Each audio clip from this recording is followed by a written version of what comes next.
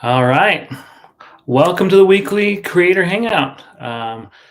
The greatest part about this is that a lot of people who watch these, whether it be on the replay or the on the live stream, you're going to be able to get some good advice, not just from me, but from other creators. But this is the coolest part about being a content creator is that I can give tips, suggestions, feedback, and help you to be a better, more successful content creator. And honestly, I am excited for this because I know that at least one other creator that's going to be joining us here in the next little while. Um, but really, I wanted to start this live stream out with one question. And that question is, what do you think it takes to be a content creator? Does it take, actually, I guess a couple questions. Does it take the best camera? Does it take the best lighting? I wanted to know what people think about this. And then later on, in the stream, I'm actually going to be relaying a special announcement. So you're going to want to stay tuned for that. But really quickly, tech for your needs. What's up, Luis? I am so glad you're here. This is fun. I'm excited to have you here in the chat. But Luis, I'll ask you this question. What do you think it took when you first started in YouTube? Did it take the best camera to start out, or did you just grab your phone and just start recording? Did it take the best tech? That's one question I would kind of like to ask you, Luis, because you're tech for your needs. You're all about the tech, just like me. So what's your response to that? But really, when it comes down to, at least for me, like I remember when I first started, I was very nervous. I did not know what I was doing, honestly. And really, I remember I started out with my DSLR camera. But a little backstory is that I actually almost started a YouTube channel 4 years prior before I actually started my YouTube channel. I first kind of came to the thought of doing a YouTube channel back in 2016. I was working at a grocery store at the time. But after talking with a friend and some family, I just thought in my mind, well, that was a great thought. I just kind of put it on the back burner. So, 4 years later, COVID obviously hit, and I wasn't able to, do my business. Being a photographer, I was all kind of put on hold because, everyone's having to stay home, having to social distance, which is completely understandable because COVID is pretty, it's a very contractible disease. But really, that's when I decided to start a YouTube channel because I felt like my skills and my knowledge was going to waste because I wasn't able to use it. So Luis just responded and said, it takes power and desire to learn most you can. Plus, I am always learning. And that is true. You, as a content creator, like you will always learn.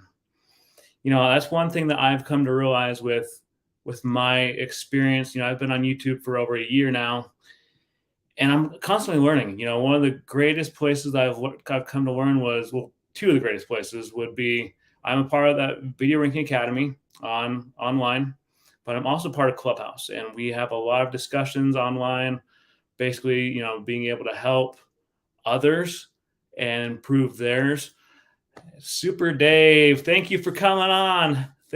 So Super Dave, I'll ask you the same question I asked Luis. When you first started on YouTube, what was your first inclination? What was your first thought? Did you feel like you had to have the best camera? Did you feel like you had to have the best lighting? I want to know your thoughts, your input, and really just kind of get your kind of 2 cents of this. But yeah, going back to Luis's comment, the whole, you're always learning, and that's true. And like, honestly, in my life, I've come to realize that it's always good to learn. Every day you're learning something new. Why not utilize this to improve yourself and to improve your business?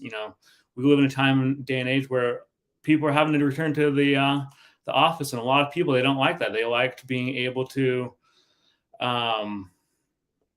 work remotely. They like being able to, go work at like a coffee shop or just really doing this all by themselves. So Super Dave just said, yes, good camera for sure, and audio. And those are two things that are very key, especially audio. My first video that I posted on my YouTube channel, the audio was terrible. And, you could barely hear me. And I have not gone back to look at it lately. I might go back and do like a react video to it here in the next few months.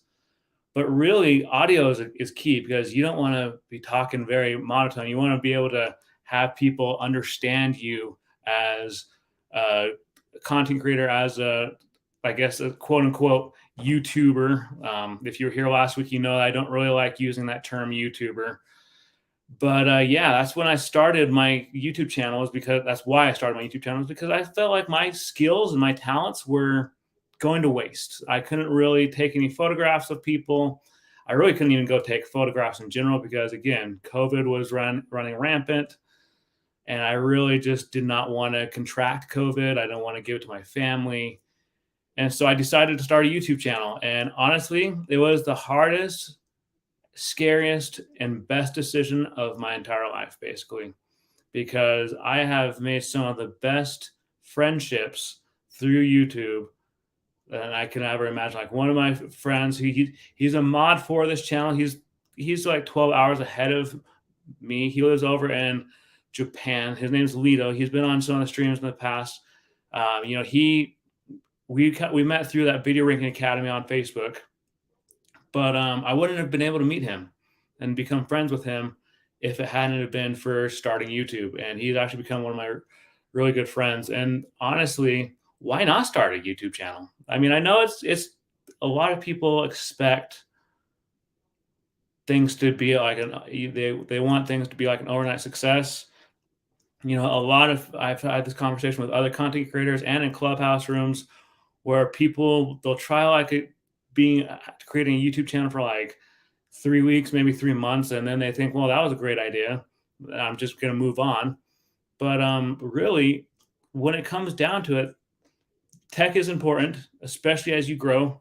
You know, I'm using right here and right over there, I'm actually using some GVM lights that I won from Think Media. But before that, I had to basically do all of my video recording during the day, because I really didn't have the lighting and the gear. Michael is in the house. Welcome, Colin. Colin, if you want to come up and talk in the stage, I can send you a message on Facebook, or actually probably via Twitter, and you can come up on stage and we can talk about this. But really, like, Colin, thanks for stopping by. Like, this is awesome. So another one of my Clubhouse peeps. But going back to what I was talking about, I remember I didn't know anything about editing. I didn't. I understood that, you know, at the time, I still am using it. I was using Adobe Premiere. I'm still using it, but I'm going to be transitioning to Final Cut Pro or DaVinci Resolve here in the next few months. But Annette, thanks for stopping by. If you want to come up on stage, let me know. Okay, having dinner and then you'll come on in a few. Sounds good, Annette. But really, I didn't know about how to edit. You know, I saw all these big time YouTubers like Peter McKinnon, great example. You know, he's in my niche. Photography, videography, tech, all that. And I saw all these like cool effects that he was doing. I was like, man, like, what would that be like to be able to do all that and edit like that? That would just be awesome. But really, and he said, okay, I'll send you a message via Twitter and we will get you going. But I just remember being so nervous when I started. And even to this day, like when I record, I still get nervous. Like, I think you always will and forever be a little nervous when you create YouTube videos, especially since they're going on the internet. And as we all know, when you put something on the internet, it doesn't really ever go away. Even if you delete it, there's still some copy of it somewhere on the internet. So I was very nervous when I got involved with YouTube, especially as I started recording, because I don't know about everyone else, I'm not the biggest fan of taking like selfies, recording. I want to go back to the chat real quick. So this is Lito. Lito is one of my mods. He's on the mod squad for my channel. Lito, if you want to come up on stage, I can send you a link as well. But Lito is the guy that I was talking about. We met through Video Ranking Academy. We messaged each other like, hey, you're in BRA, right? And they're like, yeah. And so we became friends, and we started, becoming really good friends. We've done a few collabs on live streams together. He was actually on my first live stream. And Alito, I'm sure you'll remember how nervous I was when I first did that first live stream, and how I was very unsure about things. Like, I was just like, this is going to be going all over the internet, and I'm very nervous about this. And you're just like, don't even worry about it. And so that's one tip that I would give people, especially those who starting out with their YouTube journey, especially when it comes to tech. Don't pay attention to your viewership, because honestly, I cannot emphasize that enough, because you're going to get Lito, he gave me some of the best advice. He's like, a lot of your viewership is actually going to come from the replays, from the watch replays. So if you're, and especially now that we're in 2022, live streaming is an essential part of being a content creator. I have had many people say this, and I just want to go back to really quick. So Luis says, advice: learn what you have, master your skill before you upgrade your equipment. And Luis, you've said that in a few of my live streams, and it's so true, because you want to be able, I've said this in some of my YouTube videos. You want to, especially like when it comes to being a photographer, a videographer, even just a content creator in general, like you want your camera and your gear to be your best friend. You don't want to go out and spend like $3,000 on a camera and not know the first thing about understanding how to utilize it and know what you're doing, because you want to know the ins and outs of that. So my honest advice would be, first start out with your smartphone. And honestly, I cannot emphasize that enough, because there's a lot of people that are like, oh, well, I want to start a YouTube channel, but I don't have the best gear. You don't need the latest and greatest best gear. You just need, if you have a smartphone, even if it's like an iPhone 6 or 7, still hit record, in the words of Sean Cannell, punch fear in the face and hit record. So Lito, he just said, just woke up, give me a bit to get ready. Looking forward to seeing Colin, Michael up here with you, though. Okay, Lito, you just send me a message on Facebook or on Instagram, and we'll get you up here. Colin, Annette, both of you, just let me know when you're ready, and I will send you both. Well, actually, Annette, you have the link, but Colin, when you are ready, just let me know on Twitter, and I will send you the link. Actually, I'll just send you the link right now. But really, when it comes down to it, being a content creator is complicated, but it's not at the same time. And I know some people may disagree with that, and I apologize if you disagree with that right now. I say it's not complicated because too many people oversimplify it. They think, I need the best camera, I need the best lighting, I need this, I need that, I need this. You just need your smartphone. You just need your smartphone, even if you have like an old DSLR. So for example, my DSLR that I first started out with when creating content it's a Canon Rebel T6. It's kind of an older model. They don't even really make it. You can find it online, but it doesn't have an input for like an external mic. So I was having to use that. And then, the suggestion to me was to do the voiceover work again via my iPhone, and then sync them together like in the post edit. But really, people oversimplify this. They overcomplicate it. They think that they need the latest and greatest tech. Angie has said, hello, depends on how long you go. I may be able to come. That's fine, Angie. If you want to come up, great. You were up here with me last week, and we had quite the conversation. We gave some really good suggestions and help to people, and I'm sure it was very helpful to people. I actually had a friend here in the Utah area that I believe it really helped him. But when it comes down to the use of social media and of tech, when it comes to being a content creator, people oversimplify it. I've come to find that out through personal experience.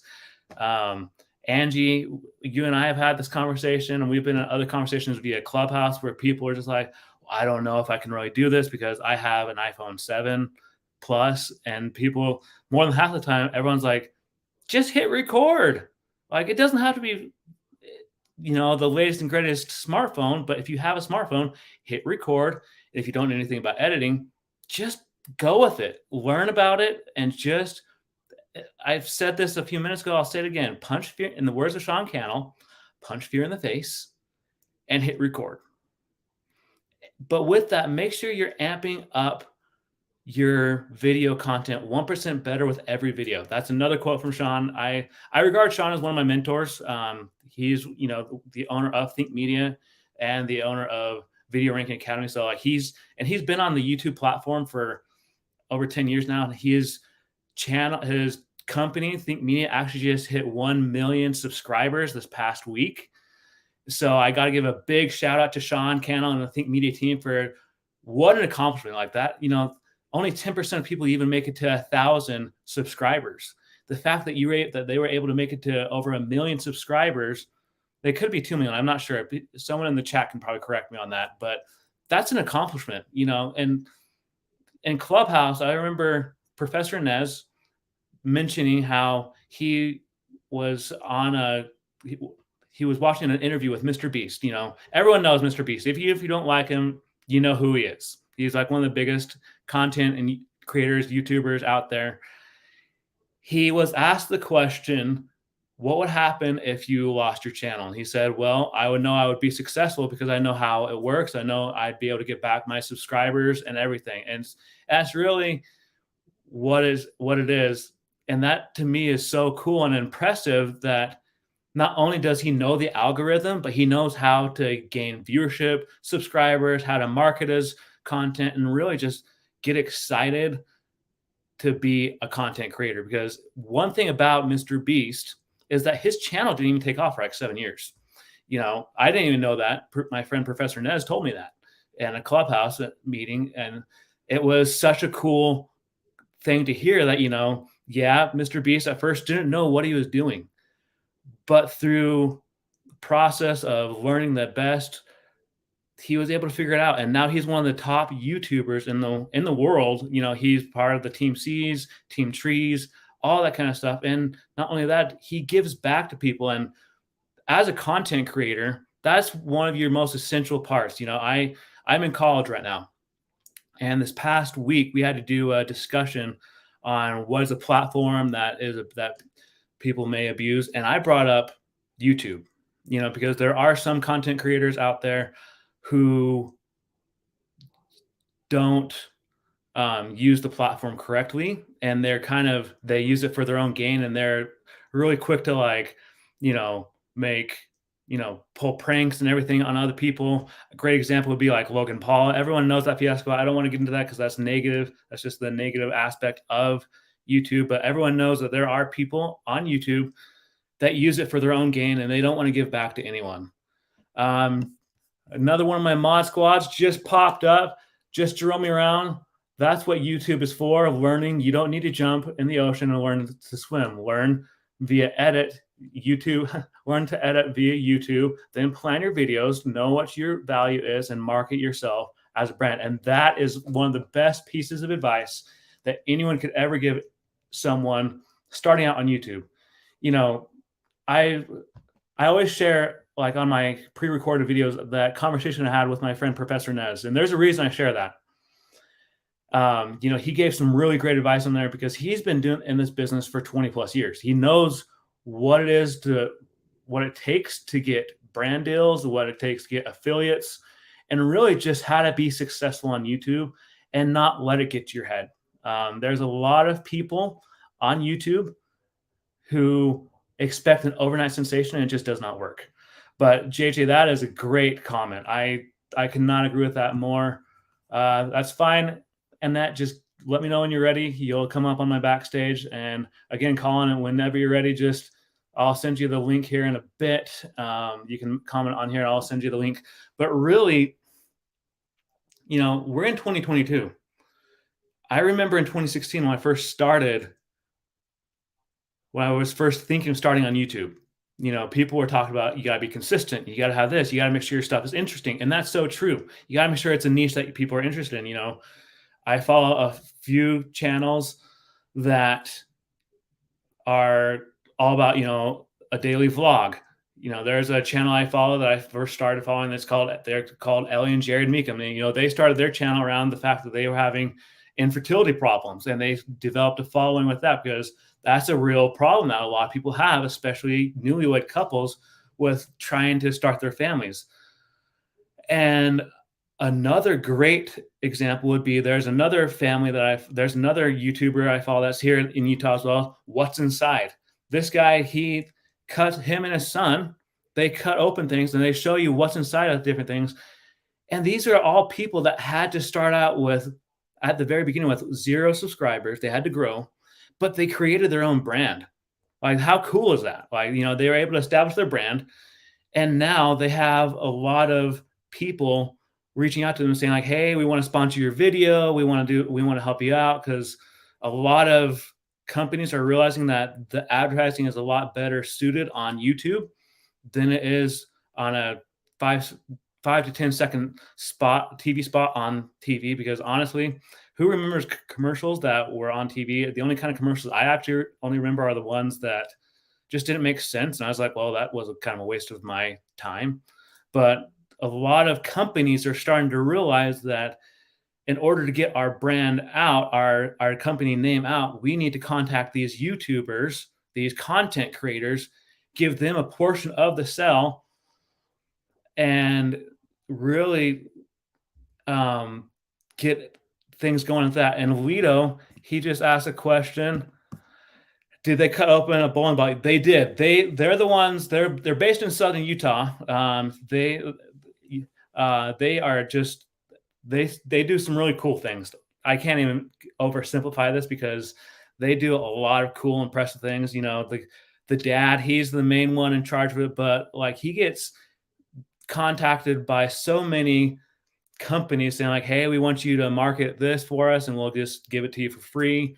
I mean, even if you don't get paid, like, how cool is that you can get in touch with these companies and they'll give you free products? Like, I mean, I don't know about anyone else, but like, I would love to have like something free, especially like, so for example, that What's Inside, they were contacted by, I believe, LG to kind of talk about this vacuum. And it was the company LG, sorry, I'm kind of stuttering a little bit.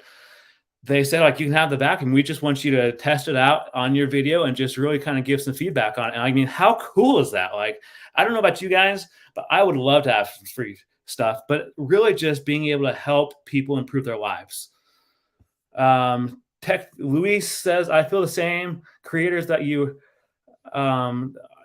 talking about, and it's so true. And then JJ said, I make my videos for me. It is important to make content you personally would watch. If you don't like your own content, it will be hard for others to relate to it. Content is about relatability, and it's so true.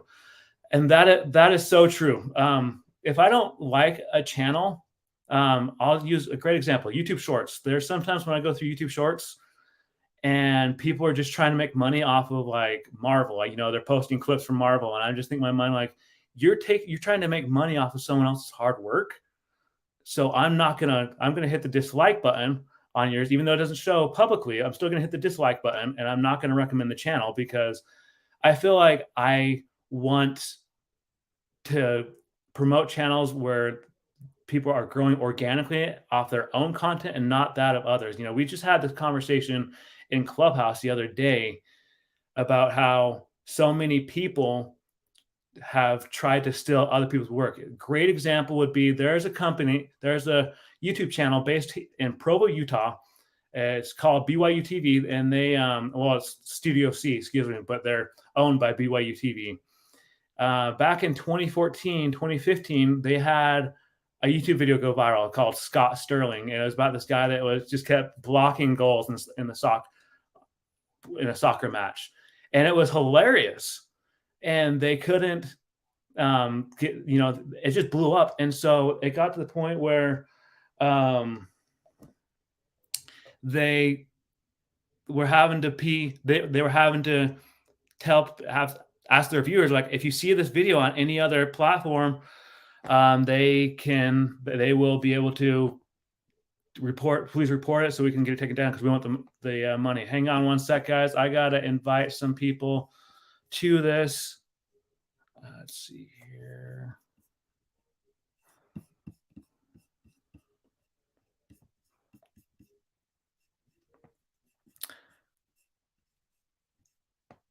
That's weird on that is weird. Thanks, Ravisha. I appreciate that. My birthday is tomorrow. I'm turning the big 3-4 tomorrow. I'm really excited about it, but at the same time, I feel old. Annette, let me send it to you again via Twitter. Hang on a sec. And Michael, I mean, excuse me, Colin, I'm going to send it to you as well. Let's see here.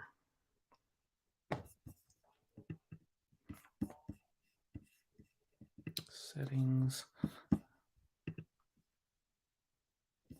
Yeah, Sharkfin Tech. That's a good. Perhaps try another browser.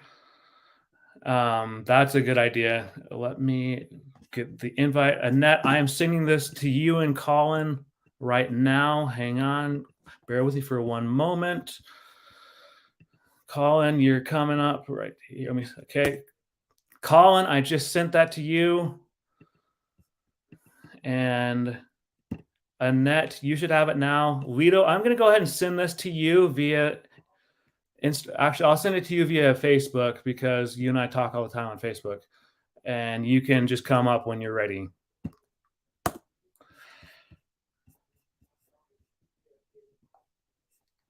Let's see here. All right. So really, when it comes down to it, thanks, Sharkfin Tech. I appreciate you. I wasn't always the most keen on broadcasting my birthday. I was never the biggest fan of I hated having that spotlight kind of shining down on me like on my birthday.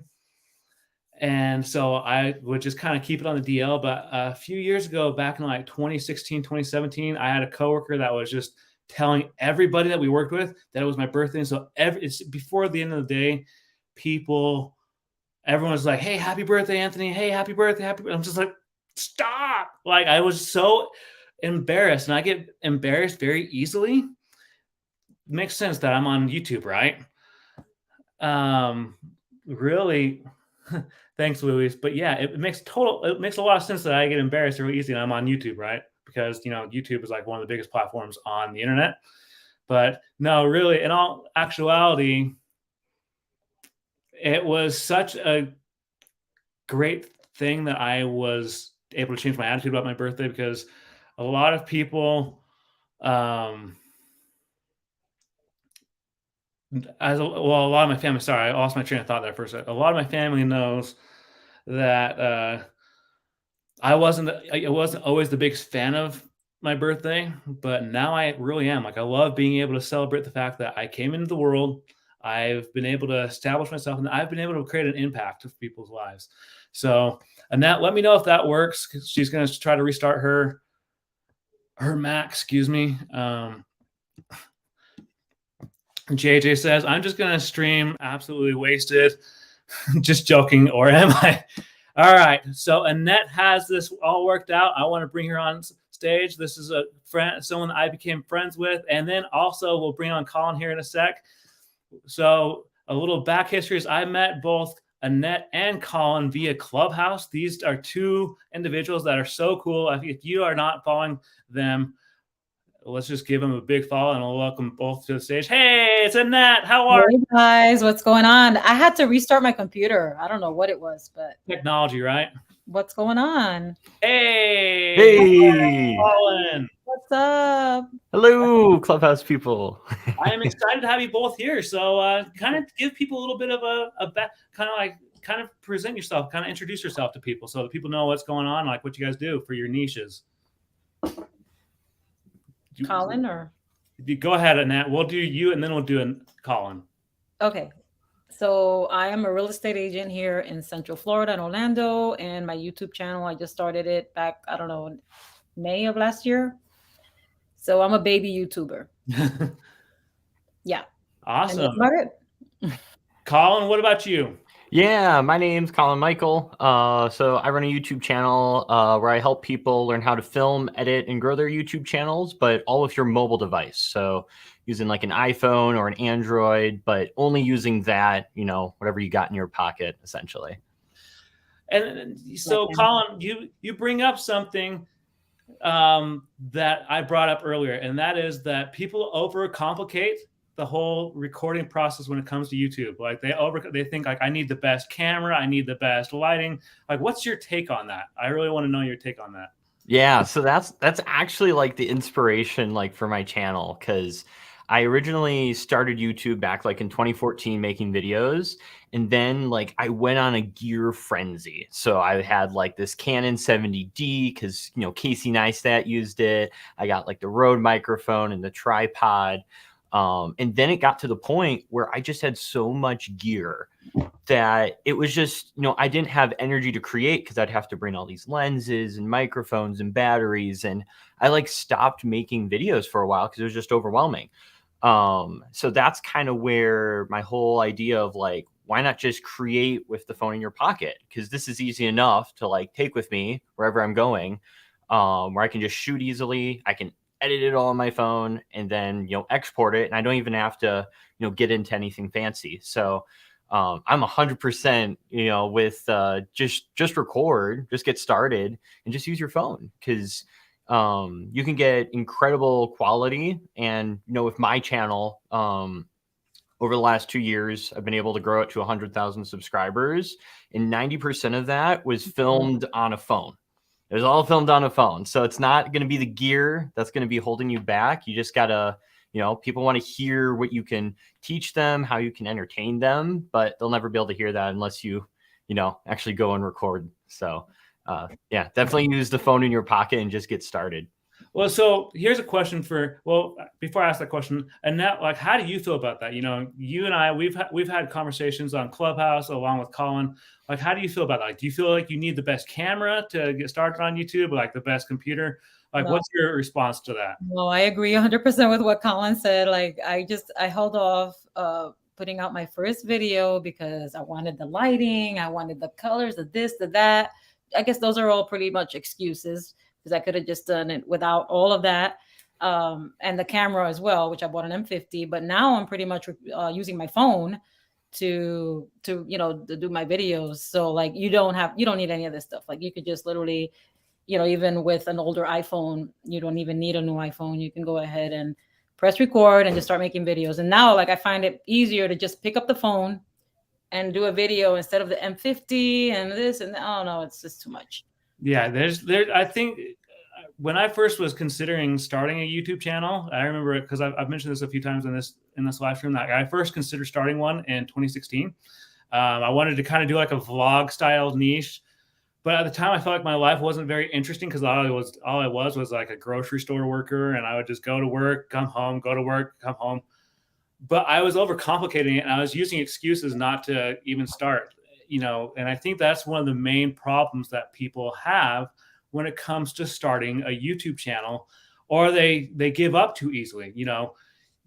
All three of us, we've been in rooms where people have said, and we've each brought this up, where people are like, well, that was fun. I tried that for like 3 months, but I didn't get any traction. I didn't get as many subscribers as I wanted. So they just kind of threw out the window and they just kind of went on with their life. But the thing about being a content creator, especially like if you want to get into like the partnership program or even have affiliate marketing when it comes to, YouTube and other platforms, is you got to put content out there and you have to be patient. And so, Colin, I was going to ask you a question a little bit ago. If someone wants to come up to you and say, Colin, I want to start on YouTube, but I only have an iPhone 6. Should I get a new phone, or should I just use the phone I have and just start recording? Like, what would you say to them? I'd say use the phone you have, even if you have an iPhone 6. Like literally like almost any iPhone. You could have a darn iPhone 4 if you wanted to, even though it probably can't even work anymore. I was actually, for a video idea, I think I have it here. I'm going to record a video on an iPod Touch.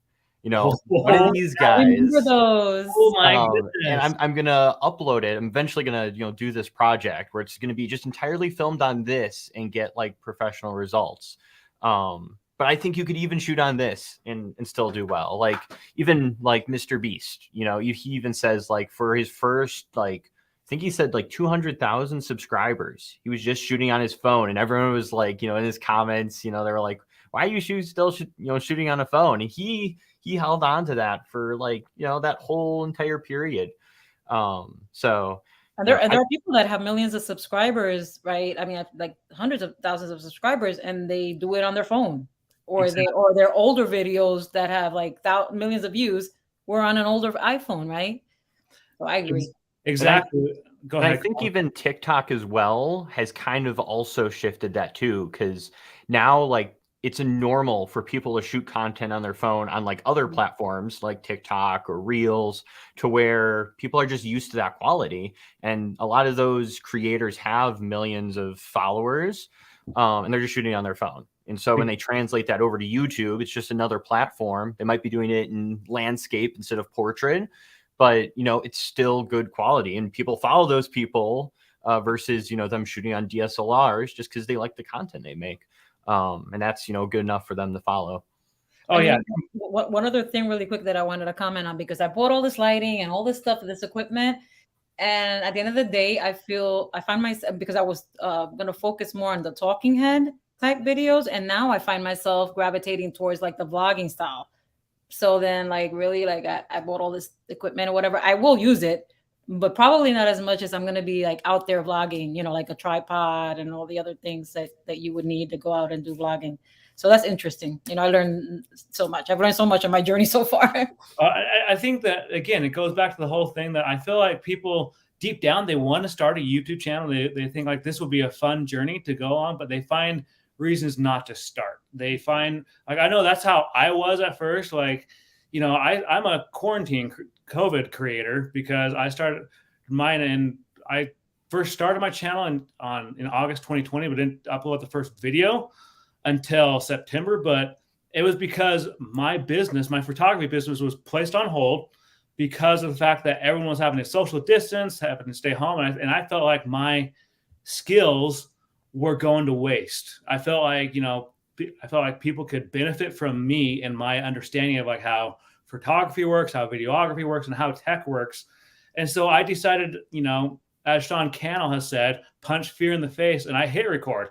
And honestly, like, my first video was terrible. Like, it was completely terrible. The audio was terrible. There was so much about it that was just bad. But I wanted to go back, before I get you guys' input on all that, I wanted to go back to the chat.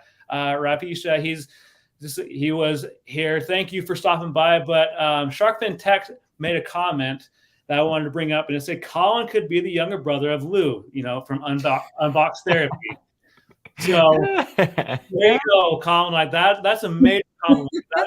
That's really cool. Yeah, now I'll start making like some weird tech reviews of weird products and stuff. I love Lou. Lou's great. Do it. And then my friend JJ, who's one of my mods, he said, Colin, I am the same way with buying tech, but it comes from my time working with Liverpool Football Club. I'm investing in the right tools for the job, also the scope and size of the job. And I feel like, Luis in the comments below, he said something earlier that I completely agreed with. He said that you got to learn the tech you have now. That's basically like the simplified version of it. He's like, you got to understand your tech you have now. And I think that as a content creator, people are still under that myth that I got to get the best. I got to go out and spend like $3,000 on a camera. I got to spend another like another $2,500 on lighting, and then I got to get a mic. I'm just like, no, you don't need to do all that right away. You do that as your channel grows. Like, as you start gaining those subscribers, gaining those partnerships and brand deals and affiliates, like that's how you start acquiring all of your gear. And I'm sure Colin, you and Annette, you both can agree with that. Yeah, absolutely. Yeah, punch fear in the face and just record. I'm actually right now doing that with TikTok. I'm trying to go off into that realm. And I've held back from it. And it's like, you know what? I'm just going to post a video a day on there. I'm just going to create content. If it fails, it fails, but I'm going to experiment and try new things. And if something works, I'll run with it. But it's just a matter of, you just got to take it up and do it. Even if it's, is horrible. And I uploaded a TikTok today and it got 14 views and so, it obviously failed, but then I'll just try again and, experiment and see what works. So did you just start, Colin? I'm sorry, I didn't mean to interrupt. Did you just start, or you've had an account for a while? Yeah, I've been on and off with TikTok. Like I've put stuff up, it hasn't performed. I've put some other stuff where it kind of took off a little bit, but not too much. But you know, it's another output of video stuff. So now I'm officially trying to start it and get it back into motion. Me too. I just started as well. Well, and I think, going back to the whole TikTok thing, like I remember when TikTok first came out, I was like, I don't know about this, like the whole portrait style video recording. Like, I don't know how I feel about this. And like I had heard so many rumors that, and a lot of those rumors were basically lies. But I remember after I got on the platform, seeing like all these other like big time content creators that were actually on the platform, and really like it was just another way for them to get their brand out there, their name. And really like, there's obviously people on TikTok, on YouTube that just try to copy others. And anyone watching this, I would highly recommend not to copy anyone else. Go your own path, maybe take what they have, but put your own twist on it. We've both heard Nez say that kind of stuff before in Clubhouse rooms. But I wanted to get your guys' opinion because, like, especially like with the whole copying thing, like, how would you guys feel? Especially like we'll first go Annette and then we'll go Colin. So Annette, if someone was to start copying your content, like kind of like how you do your mannerisms and everything, like how would you feel about that? Well, what do you call it? First of all, I think everybody should be themselves, right? Not copy anybody else. And people can tell if you're copying they can tell right off the bat if you're not being authentic, right? I mean, that's what I wouldn't like it. I mean, I'd probably be like, what do you call that? Flattered. But, like, I'd be like, well, what are they doing? Like, really, like, they need to be themselves because people are going to know that they're not who they are. You know what I mean? So I never try to like imitate anybody. When I study like my channels and the channels in my niche, I study them to kind of see like what they're doing for editing and what type of content they're doing and stuff like that. But I don't try to copy them at all, Yeah, no, I completely Make agree. it like my own and maybe like take another spin on it, do another spin on it or something like that. But yeah, that's my take on it. No, I completely agree. So, Colin, how would you feel if someone said, "Well, I'm going to start copying what Colin does, do his kind of content," and just like, how would that make you feel? I think I kind of feel the same way. Like ego would instantly go, "Woo! I'm being copied." But at the same time too, like if you are trying to put out content and it isn't like what you actually want to put out, and you're just doing it just to copy someone else, you're not going to last. You'll probably, maybe you'll make it like a month if you're lucky, 2 months, but you'll eventually stop because it's just not going to happen. And I think there's probably like a lot of people who'll try to make similar content. Mr. Beast is doing his own thing, and then there's other people who try to copy Mr. Beast, and it just doesn't work because that might not be what they're actually enjoy or passionate about or doing.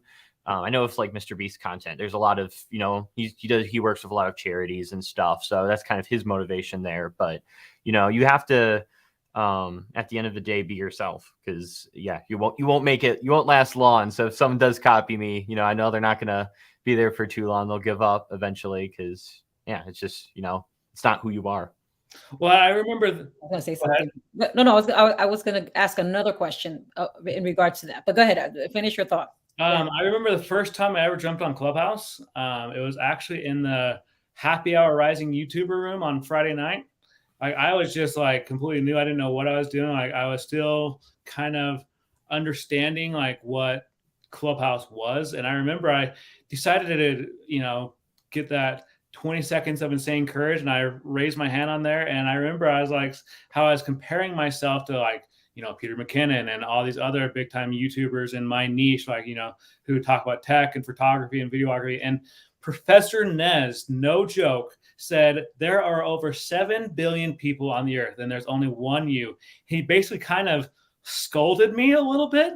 Like, you got to pave your own path. And I feel like, especially as a content creator, you got to stand out. You don't want to just copy someone. Like I know that for me personally, like if someone was to copy my stuff, like kind of like how both of you said, like I'd be flattered. I'd say like, hey, that's cool, but you should be doing your own kind of style content. Like I'm fine if you want to take some of the concepts that I do and put your own twist. I'm like, I'm fine with that, but don't be copying me.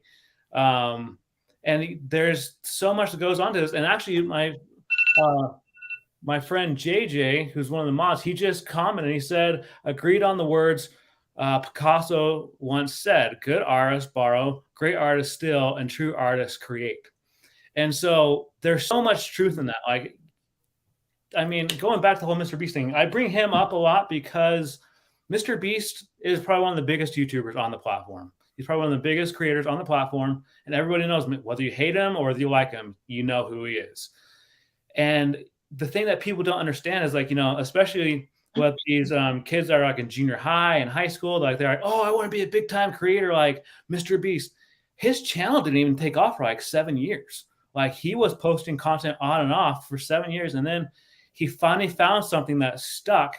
I actually watched part of an interview he did with Joe Rogan, and how his parents were like, you got to go to school or you got to move out. And so obviously he was like, well, I'll go to school.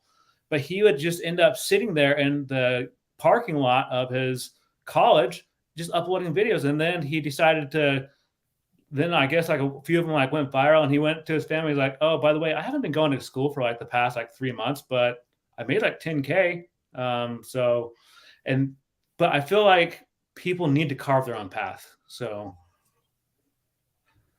Can I just say something really quickly? How would you all feel if someone copied your exact thumbnail? Because it actually did happen to somebody, a big creator, Anne Dubé. Do y'all know who Anne Dubé is? Annie Dubé. Sounds familiar. Yeah, she does a lot of YouTube, what do you call it? You know, YouTube, what is it called? YouTube education. Uh-huh. And I'm part of like her Facebook group or whatever. And she posted her thumbnail. She was a little bit irritated, but then flattered at the same time. And another big creator, I'm not going to say who that creator is, copied her exact thumbnail. So how would y'all feel about that? Would that be okay or no? Not okay. I don't think I would appreciate that, because thumbnails are part of, you know, they're key to your success, like to getting your video clicked on. I mean, Angie, that's backstage right now, her and I had this conversation last week about how sometimes we don't look at thumbnails. But I know that for me personally, I take a lot of time on my thumbnails because I want them to be just right. Like, especially like when I have the highlighted little outer edge of like me as the person in it. Like, I want, you know, I take time. And so like, I feel like I would be kind of upset, you know, kind of like how, you know, that big time YouTuber, she appreciated, but at the same time, she was really bothered by it. You know, that's kind of how I would feel like that, but that's just me. Colin, go right ahead. Yeah, I think if they made the exact same like video topic as mine and did the exact same thumbnail, I think that would push the limits. But if they were, but it'd also depend like what kind of creator they were. If they were like a smaller channel, and maybe they're just trying to learn how to make thumbnails like, you know, some of the bigger creators. So they took a lot of inspiration from my thumbnail and made it almost identical. You know, I'd probably like, yeah, whatever, you know, who cares? But if they're like trying to like compete with, like, you know, if, you know, they're trying to, you know, rank their video next to my video and they have the exact same thumbnail and they're trying to, you know, that would push me a little bit more, because now you're not just trying to like, you know, learn how to make thumbnails. You're now trying to, you know, actively steal from my viewership in a sense. That was just insane. That was just crazy when everybody saw that. They were like, what? And it was exactly like, they didn't even try to like alter it to make it look a little different. No, it was the exact same thumbnail. So I pasted their face over the top of someone else's or something, or yeah, it's a YouTube education. The other person is in YouTube education as well. And I don't know if the video topic, I can't remember. This was a while back, but it was the same exact video. I mean, the same exact thumbnail. So I thought it was interesting. I'm like, you know, we're talking about copying somebody's video, but what about copying somebody's thumbnail? Is that okay or not okay? Well, before we continue this conversation, there's someone that's been in the backstage. She's been waiting very patiently. I want to bring on, she was with me last week, and that is Grow with Angie. Hi, guys. Hello. How are you? Good. So let's get your feedback on this. Like, how, if someone was to, going off of a next question, if someone was to copy your thumbnail, like everything, like how would you feel about that? Like if someone was to say like, well, I like what Angie does and I'm in her same niche, like I'm just going to copy what she does exactly to a T. Well, if they can you guys hear me with my Microphone okay? Okay, Yep. good. If they copied my thumbnail, they would have my picture. So I started probably a couple months ago changing all my thumbnails so it's me.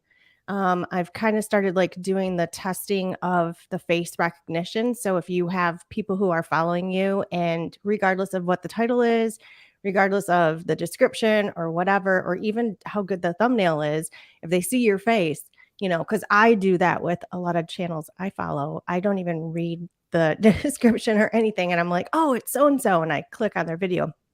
So I started playing around with that with my thumbnail. So I guess if somebody stole my thumbnail, yeah, I might be going after like a little lawsuit or something because that's like stealing my face.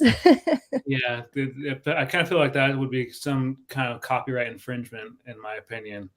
But I wanted to go back to the chat really quickly because Sharkfin Tech, he just brought up a really great comment, and he said that, well, first of all, I want to say what JJ says. Like, me personally, I would just create a new style, and that's true. Like, and that's what I feel like people need to do. Like, they need to create their own style, carve their own path. But then Sharkfin Tech said, I think you can borrow another's positive elements while still honing your own style. Jim Kramer, for example, is a bit of inspiration to me, but my overall style and approach will be very different. And I feel like there's a lot of truth in that. Like, let's say, for example, if I was in like Colin's niche where I was wanting to do everything like, mobile, like I may look up to Colin and I may want to like kind of quote unquote, borrow some of his stuff. But like, I feel like I need to put my own kind of element or twist on it because, like, again, it kind of goes back to the whole imposter syndrome, in my opinion. But I just kind of want to get your guys' feedback on that. And I think also you probably want to, you probably want to beat that person too. So if you do a direct copy, of me, you might be under me, but if you add those tweaks of your own personality, your thumbnail might be more than clickable than mine, and then you push me to the bottom of the search bar. So I think that adds something to what you're doing, and when you add your own twist on there. No, I completely agree. What do you think? No, I wouldn't copy anybody's thumbnail. Like, I work really hard to try to do my own, to be my own self, my own authentic self, and do my own thumbnails, even though that's my nemesis right now. Like, I struggle with thumbnails. But I wouldn't do that, Yeah, no, I completely agree. I feel like, again, it goes back to that first night when I was in Clubhouse and Professor Nez, he's like, there are over 7 billion people on the earth and there's only one you. And he's basically like, carve your own path, stand out on your own. And there was another guy that was in there. He actually pulled me into another private room where we both talked. His name is Avery Ford. We all know who Avery is on Clubhouse. Mm-hmm. And he made a really valid and good point to me. He's like, because he was in the same niche. He's in the same niche to me. He's like, if people are wanting to find Peter McKinnon videos, they would go look at Peter McKinnon's channel. Like, they're going to your channel to find out what you have, what your take on this is. And so I feel like at the same time, people, they want to be successful, but there are people on any platform, whether it be YouTube, TikTok, Instagram, or even YouTube Shorts, that they try to mimic other people. And whenever, like I said earlier, whenever I find these channels, like especially like on YouTube Shorts, who, whether it be they're trying to rip off little clips from like Marvel, which is Disney, which, you're really treading in dangerous water if you're doing that, because that could be a major lawsuit with Disney, because they're all about suing people, and we all know that. But I hit the dislike button on those, and I hit the option to don't recommend this channel, because I want people to be unique. I want them to stand out and carve their own path. Yeah, you know what? The other thing is, like, I listened to a lot of what Colin says, and like as far as his advice on the thumbnails a while back, like, look at what other channels are doing, and like maybe do a color that stands out, right, Colin? Like, I've taken a lot of that type of advice, and see what they're doing, and then kind of like put your own spin on it. But yeah, that's kind of what I do when I look at what other people are doing with their thumbnails. I imitate in a nice way. So in my niche, if I see like one of my thumbnails from probably last summer, one of my favorite channels that I talk about it all the time, they actually do a lot of pictures where they're holding something out in front of them. So that's like what's in focus, and then they're kind of blurred out in the background. So whether it be like, an emu egg or something like that. And so I did that with one of my baby chickens. So it's still my face and it's still, kind of the same concept. So I think that part of it maybe is the form of flattery where you can look at theirs and go, oh, that was a really cool idea, and then incorporate it. But still, I think it needs to be your own creation. Like you can take that inspiration, but still do it yourself. Angie, I'm gonna have to whip out my. Hold on a second. I'm gonna have to whip out my podcasting mic here. Hold on, man, because you're just blowing me out of the water. No, I can get that baby out that you spent all that money on, girlfriend. I've got a few of them actually. But I really agree with what Angie said. Like, Colin. when it comes to my, I love it. I love how it sounds. Sounds good. when it comes to, and I'm in the process of getting more gear. I want to get a podcast mic. There's a few that I've been kind of watching, keeping my eye on, and so here maybe soon enough, I will be getting my own podcast mic.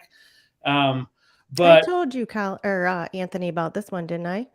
I think we talked about it a little bit last time. I mean, this one was only $74 or something like that. Well, and I have these, the little. Oh yeah, the Roads. I just have yet to use them, and that's that.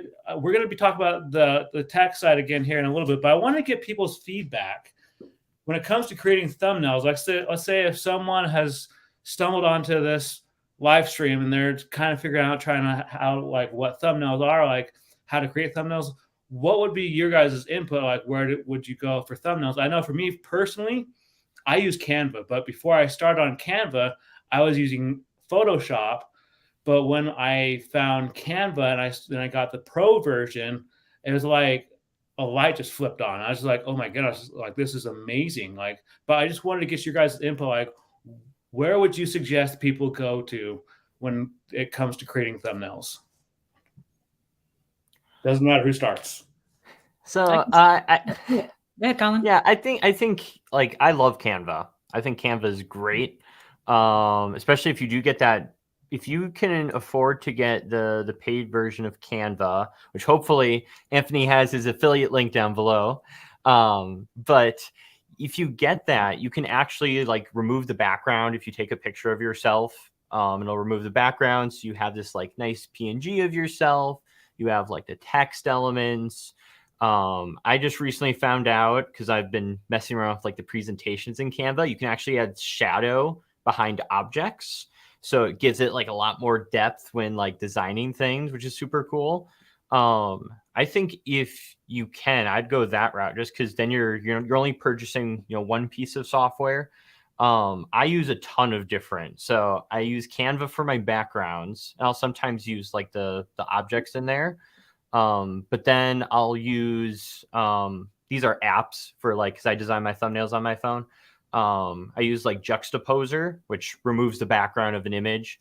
And then I use Lightroom, because you can like control which colors are saturated and which ones are not. You can really get like in depth and do the cool vignettes on the edges and stuff. So I usually use like those three, and then I also use Fonto, which is like essentially like something you can place text on a photo for, and that has really nice shadow. So I use a whole confusion of apps, but probably the simple version, if you're getting started, is just use Canva. Yeah, go ahead. So Annette, like, what would you say? Like, where would you refer people to go? Well, I use Canva. I've had Canva even before I started YouTube for my business, for my real estate business, to do different things for advertising and stuff. And I started off with the free version because, there is a free version if you can't afford the paid version, but the paid version gives you a ton more features, and you're able to remove the background and all that, like Colin said. So I do have the paid version as well as PicMonkey. PicMonkey is really cool as well. So I kind of use the both of them together Before Anthony, before you get excited, I'm just going to say Canva as well. But I know why Anthony just got excited because we're geeking out right now. We just got someone famous dropped in the chat. So What was that? Someone famous. someone just came into the chat that I have not talked. I had on a live stream. Well, actually, I had him on a live stream where I was talking with him. Professor Nez, he is in the house. Thank you, Nez. If you want to come up, I would love to have you up on stage with us, and we can get your feedback. But I know your vocals are still healing, so it's up to you if you want to come up. But if you want to stay in the chat, we understand it completely. But thank you for showing up. We appreciate you. You need to watch last week's podcast with me and Anthony, Nez, because your name came up about 20 times. So if you didn't get some subscribers from us after that one, I don't know what to tell you. But he also said, my favorite peeps. Nez, you're too kind. But go ahead. I think when it comes down to my opinion, especially like, obviously people can create thumbnails like on Adobe Photoshop and all that, and that's great. But those programs are very confusing. Like I know that even me as a photographer, I got lost on those when I was creating thumbnails. Like I would just spend hours like, okay, like how do I do this? Like I actually honestly, like I would YouTube videos on how to do thumbnails in Photoshop. But then when I referred to Canva, I was just like blown away. I was like, oh my gosh, like this is amazing. Like it's so user friendly. And there are content creators that don't like Canva, but that's really like probably where I would refer people. I think for me, for Canva, the selling point number one obviously was, when I did the paid thing was, like Colin said, was the background remover was like, worth it to me. But then just the fact you can type in the search and just put like YouTube thumbnail and it's sized. Like I don't have to worry about resizing it. It's like perfectly ready to go. And then just all the other features. But when you do the paid version, you get absolutely every like thing. And I think you and I talked about this last week, was that when you go to all the different elements, there are some elements that are like little movies and they're 10 seconds, 6 seconds, whatever. I just drag them into a thumbnail square and then I download it as a little MP, whatever. And I've started using them for B-roll, right? And then just in the description of my video, I say, all elements, all like, B-roll that's not my own, from paid Canva. So just so I don't get in trouble. But I mean, there's just like all those options with that. And that's what I started with. And I think it was because of Clubhouse. I think someone said, and I was like, oh, okay, I'll get on there. Well, and I think kind of going along with that, Luis, he even said right up here, sorry, I accidentally clicked. He said that you can actually edit your videos now on Canva. So like if you really want to just go all in on Canva, like why not? Like Canva really is there to help people. Like, when I've gone through Canva, that's how I create the merch for my shop. That it's coming soon. It's probably gonna be launching in the next couple of days, my merch shop. But that's where I've been creating my merch shop, and a family member, my mom's YouTube channel, her merch shop, I've been working on hers for that as well. But you'll have to teach me how to do that, Anthony. I don't even know how to do that. I will definitely, we'll have a big conversation about this, maybe on one of those late night Clubhouse rooms. But really, like what I've come to find is that like it goes back to like what Colin and Annette and I talked about earlier, is that people are overcomplicating things, and especially when it comes to thumbnails, because thumbnails are key. Like I didn't understand what thumbnails meant when I first started, but obviously, Angie, you and I, we had this conversation last week, and how, your husband doesn't really look at the thumbnails when he clicks on videos. He's like, oh, that's going to solve my needs. But for a lot of people, thumbnails are key to their success. I'm freezing. Oh my God. You're fine on that. You're in Florida. You should be all nice and warm. The AC. We put it down at night, and now it's kicking in. And for all of you who even care, we got snow this weekend. So yeah.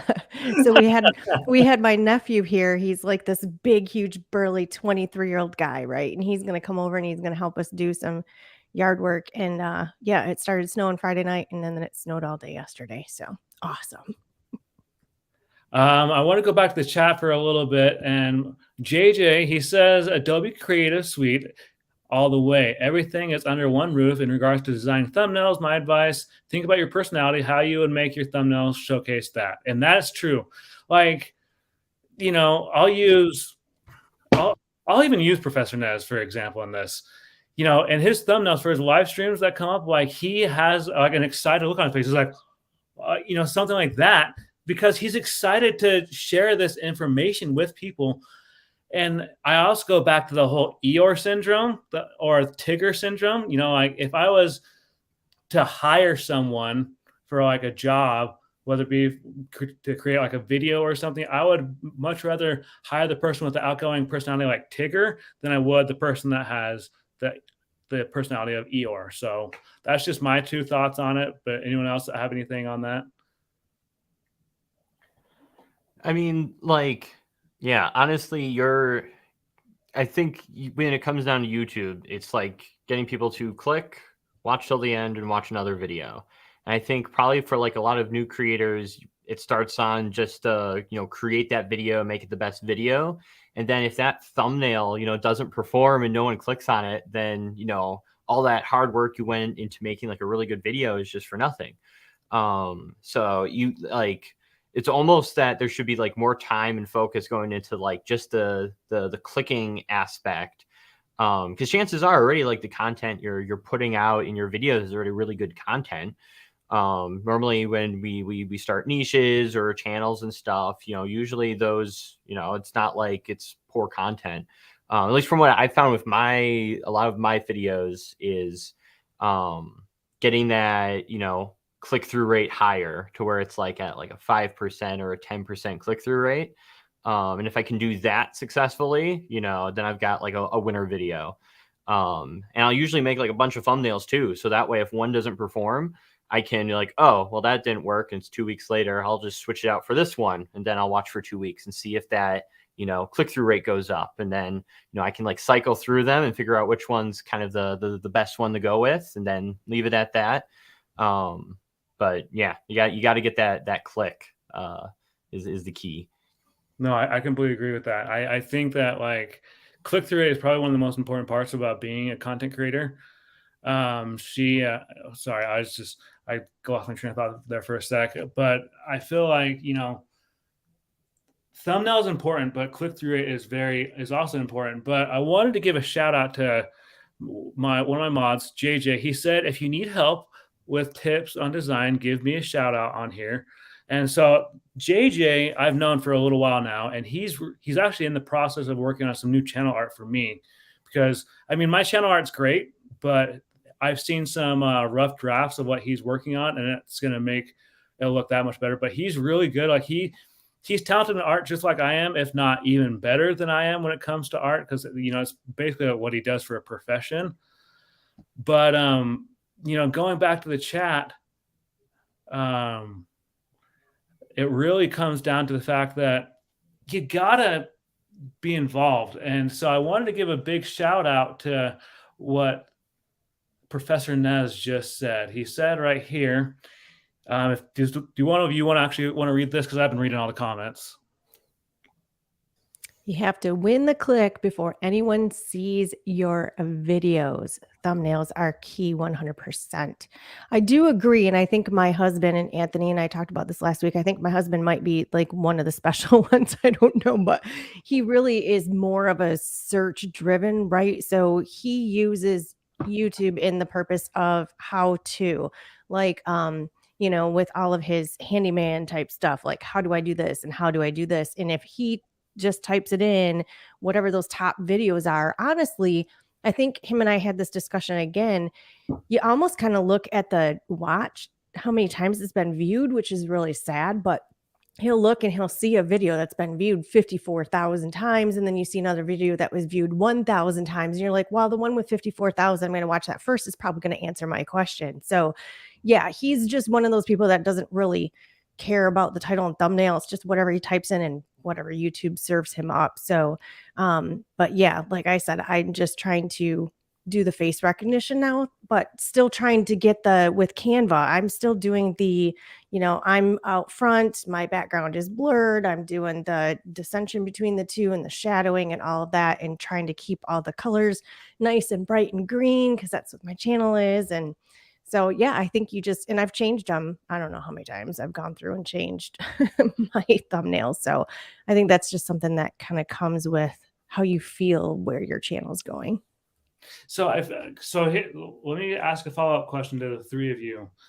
And Nez, since you're in the chat, you can answer this as well. How do you feel, or anyone in the chat, how do you feel about when people go back through and they look at their thumbnails and they decide to update them? Do you think that's good, or do you think that's bad? Like, especially coming, like, let's say, again, we'll give a scenario that someone's looking to start on YouTube, or they are maybe returning to YouTube, and maybe they think, well, maybe I should change my thumbnails and make them look more fresh, more current. Like, how do you guys feel? How do you each feel about updating your thumbnails and making them better for more CTR? Can I just go first real quick on this one? Because I did that not too long ago with a video that I thought was doing terrible.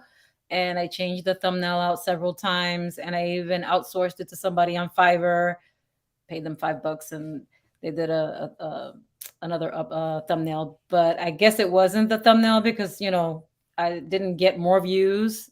In my head, I thought that was going to be, help me get more views. So anyways, I just wanted to give you guys like what my experience was. I guess I was obsessing over the thumbnail, thinking the thumbnail, that was what was not getting me the views. When in reality, it was something else. It was probably a disconnect between the video or what my the title was in the that on the video. It's actually picked up a little more views now, but yeah, I just wanted to like throw that out there that I guess I was obsessing. I was on the other end. I was like obsessing over the thumbnail and changing it several times, and it still didn't do anything. I'd love to hear what Colin has to say about that, about what I did. Go ahead, Colin. I haven't tried going to Fiverr yet, but I have been on Fiverr multiple times looking through those gigs, wanting to have someone go and do something. I think going back and changing thumbnails, it can be worth it. I think the one thing you would want to that you should check if you are going to go back is check like audience retention. I actually have I'm actually in the process of making something for my channel, and I'm going back to some of my older videos to give examples of stupid things I've done. And one of them was like, I made a video on like how to start a podcast in 5 minutes. And the video got 250 views, and it's been like 2 years. And so I went to the analytics, and the impressions, like the click-through rate was like 1%. So no one was clicking on the video. But when I went to the audience retention, it was almost near the end of the video, and like 55% of people are still there.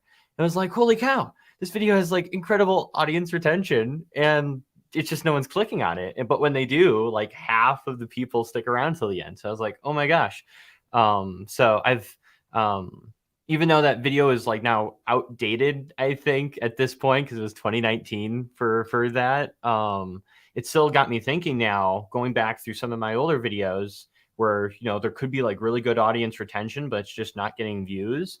And then, messing around with the thumbnail, and then also potentially the title too, because maybe it could be my title of how to start a podcast in 5 minutes just wasn't very intriguing for people. No one was clicking on that, to where I could maybe, throw some other things in there that might, entice people more and get them to click. And, I could have potentially like revived some old videos. Go ahead, Angie. What are your thoughts? I was actually going to say, I've heard a couple of different things on this, and I see that Nez says that he does it all the time and it can make a huge difference. And for me, I went back to some of my really popular ones that when I first started that had like tons of views, but the thumbnails didn't look like what they do now because my channel had changed. And so I updated them. And I have heard people say in Clubhouse as well that if you change your thumbnail and you have people that it serves the video up to all the time, because maybe they've watched 1 or 2 of your videos and this video comes in and maybe it was a video they've already watched and maybe they liked it or whatever, and YouTube serves it up again and it's got a different thumbnail, then they might be like, oh, I don't remember this one. Right. And so they click on it. To me, though, do they stay through the whole thing, or do they go, oh, I watched this one, and then they ditch and it messes up the analytics? I don't know. But I do go back through, and I do what Colin said. I change titles too, because I kind of was like this ebb and flow of what kind of a channel is it? All homesteading? Do I have the chickens? Am I just indoor gardening, outdoor gardening? Like, where is this? And I really found that every single video that was doing well was basically how to. How do I do this? What is the best thing to buy? How can I do this? What does, with my hydroponics, there's all this nutrient levels and testings and everything. And so when I'm putting something out of what does EC, ppm, TDS mean? And it's those things that people are actually typing in and searching. So I went back to a lot of my old videos and looked at the titles, and I'm like, would I type that in, or am I going to be the person as the viewer trying to learn this stuff, going, what is a deep water culture? What does DWC mean? How do I use a DWC? So I kind of started changing all my titles to something that any Joe Blow is going to sit down at the keyboard and type in and do, because I really am finding myself to be a how-to. And also something else quick I want to throw out there that I heard on Clubhouse is when you go to post your video and it has the description or the category, it always defaulted on mine for entertainment purposes, right? It's just entertainment purposes. There are so many other categories, and I started kind of playing around with that. And so there is a how-to, and so it's how-to, and then it will give you some categories. Or if you click on education, there's a whole bunch of education of which you wouldn't think were under education, but like education. And then I think one of them was like experiment. And so my video where I'm testing all these different waters and I'm basically doing like a chemistry set of this is how your meters work. I was like, okay, I'm going to do education, experiment. And so I'm starting to put my videos in different categories to see how that plays with. So I don't know if you guys have played with those or if you just leave them for entertainment purposes. So maybe that's another question I'm curious about. Honestly, that was a masterclass in itself, Angie. Professor, before I bring up the next guest on stage, Professor Nez said, you should repurpose this as a podcast, Anthony. And I'm going to. I've decided I need to repurpose this as a podcast because this is something that a lot of people need to understand, especially when it comes to starting out on YouTube. Like, these are things you need to know. But before I do anything else, I want to bring on the next guest. I've known this guy for a little while now. He was my first guest on my first ever live stream. We met via VRA on Facebook. It is my friend all the way from Japan, a little bit of Japan. Yo. Hey guys, what's up? Hello. So nice to be here with an awesome panel of guests. Welcome. Or as they say in Japan, irashai. Well, Lito, let's get your input on that. Like, do you ever go back and repurpose your thumbnails, and do you change them around a little bit? Like, let's say if you go back and, because you do a lot of live streaming on your channel, do you go back and do you kind of repurpose your thumbnails and change them up a little bit to catch more attention for replays? Oh, that's a great question, Anthony. Yeah, and I was listening to what Grow with Angie was saying.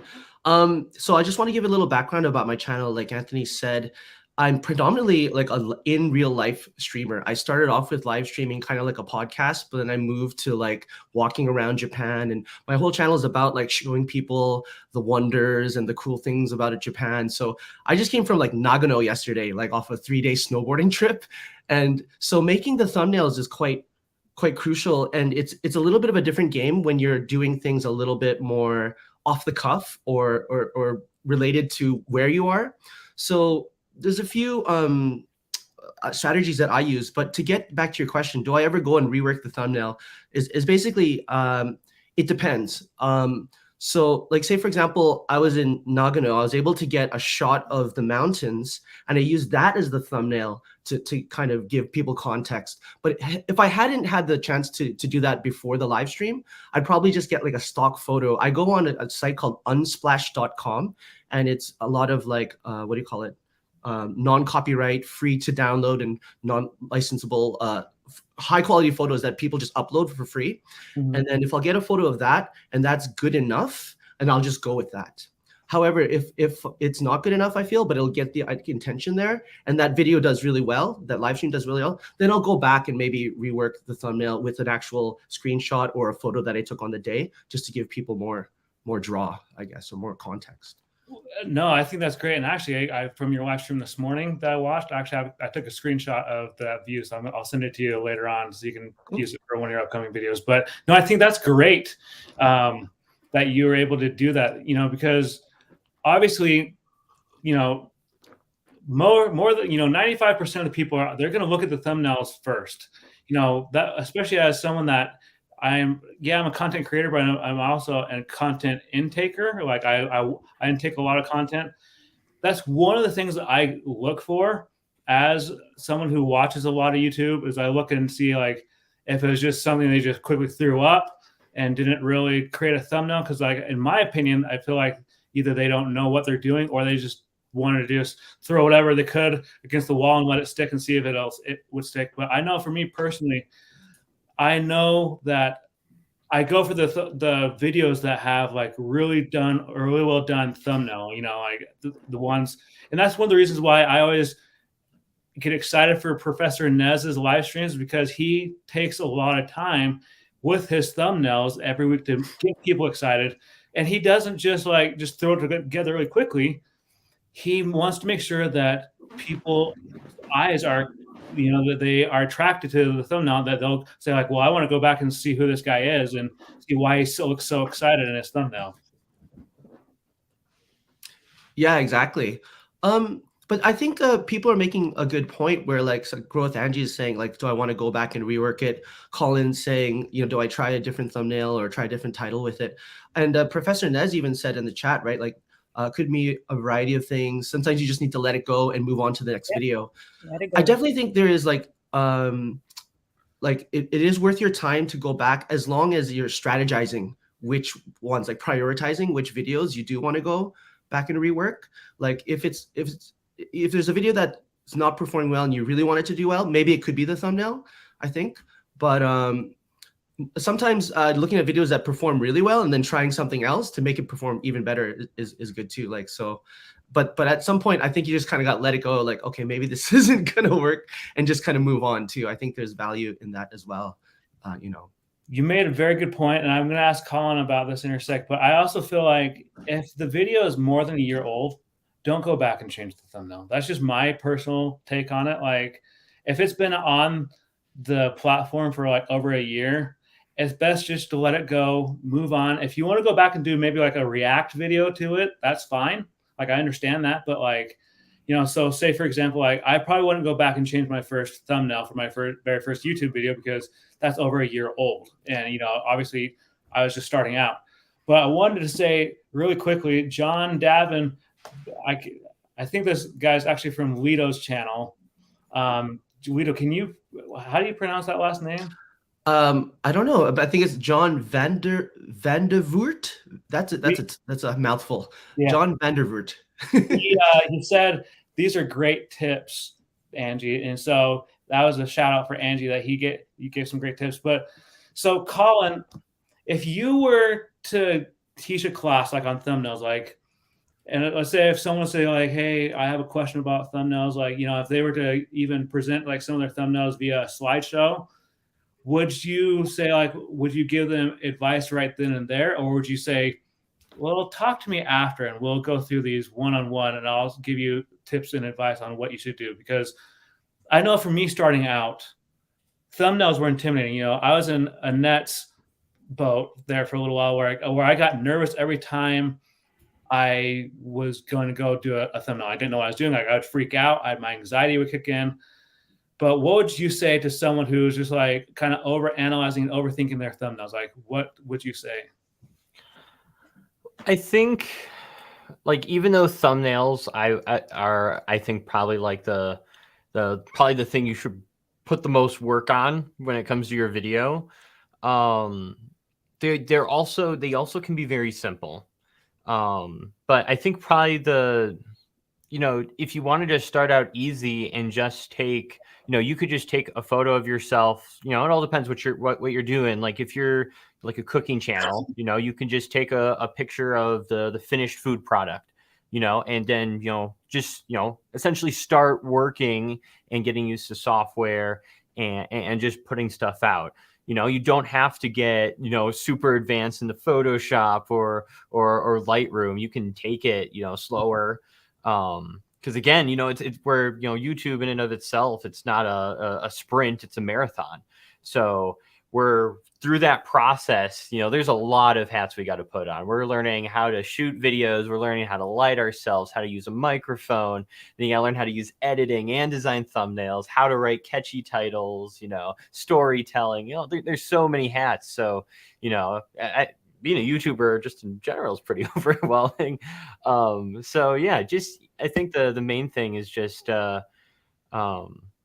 you know, I think there's certain things that'd be good to start out with. I think Canva's probably that good option where it's really simple and intuitive.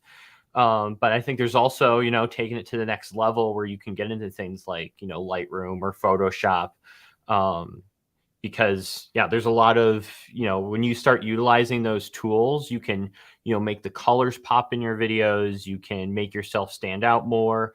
And obviously those videos are going to get more clicks than others, but you know, I've got old videos on my channel that, you know, when I first started out as a creator, that if I go back and look at those thumbnails, I'm like, but they still performed really well and got a lot of views, even though I don't even know what I was using at that time, but you know, it wasn't anything fancy or advanced or anything like that. It was just really simple. So don't, you know, just as we've been kind of talking about throughout this whole thing, don't let that be an excuse as to why you don't, you know, put out content. You know, it's probably more important to just be consistent and to just keep pushing forward and learning as you go versus just not doing anything whatsoever just because you're held up on, you know, designing a thumbnail or Fiverr it, you know, $5. Someone will design it for you and you don't even have to worry about it. You can, you know, automate that part. I completely agree. Like that is some great advice, but I want to come back to that here in a bit. But I want to, one of my mods, he asked this question: Do you all feel the confidence on camera and a strong storytelling truly help viewer retention? So I want to get everyone else's input on this before I answer. So we'll go to Annette, then Colin, then Lito, then Angie. So go ahead. What's the question again? I just posted it. I just clicked it. I just showed it up again. It said, do you feel confidence on camera and strong storytelling truly help viewer retention? Well, I don't know about the storytelling part. I'm still working on that, but confidence on camera, absolutely. That's something that I'm still struggling with. But as I keep making videos, I'm getting more comfortable being on camera. You know, I guess it's just like a self thing, you know, like where I'm sure nobody's like looking at me that way, but I look at myself in a certain way, you know what I mean? Like it's all in my head. But yeah, I do struggle a lot with self-confidence. I mean, I'm going to be 55 this year.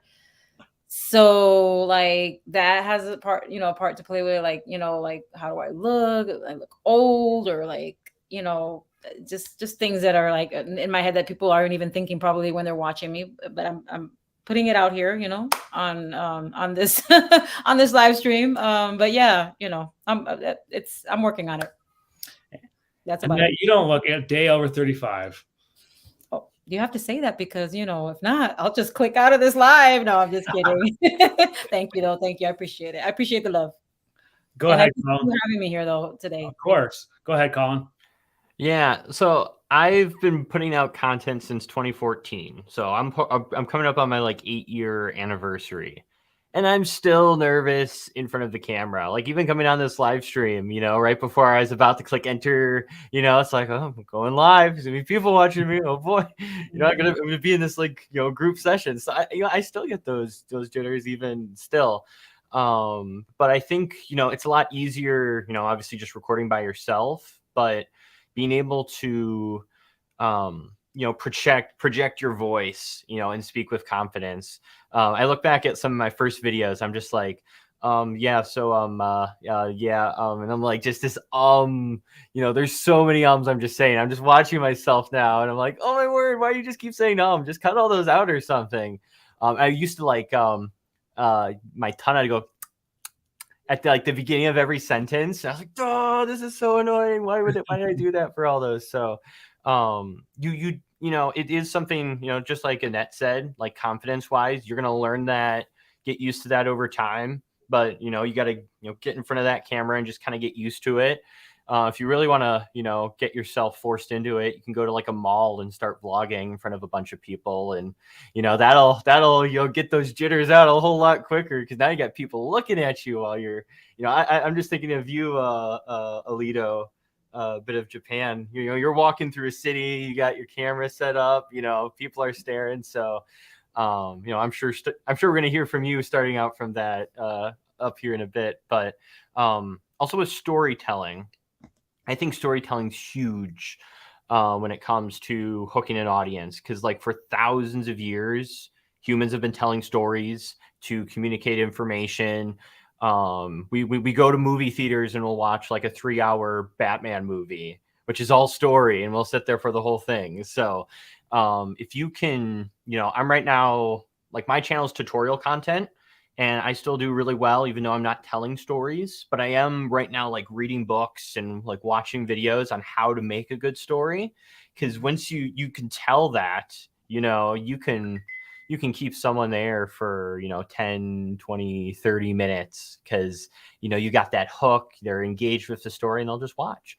But it's definitely hard to craft and create.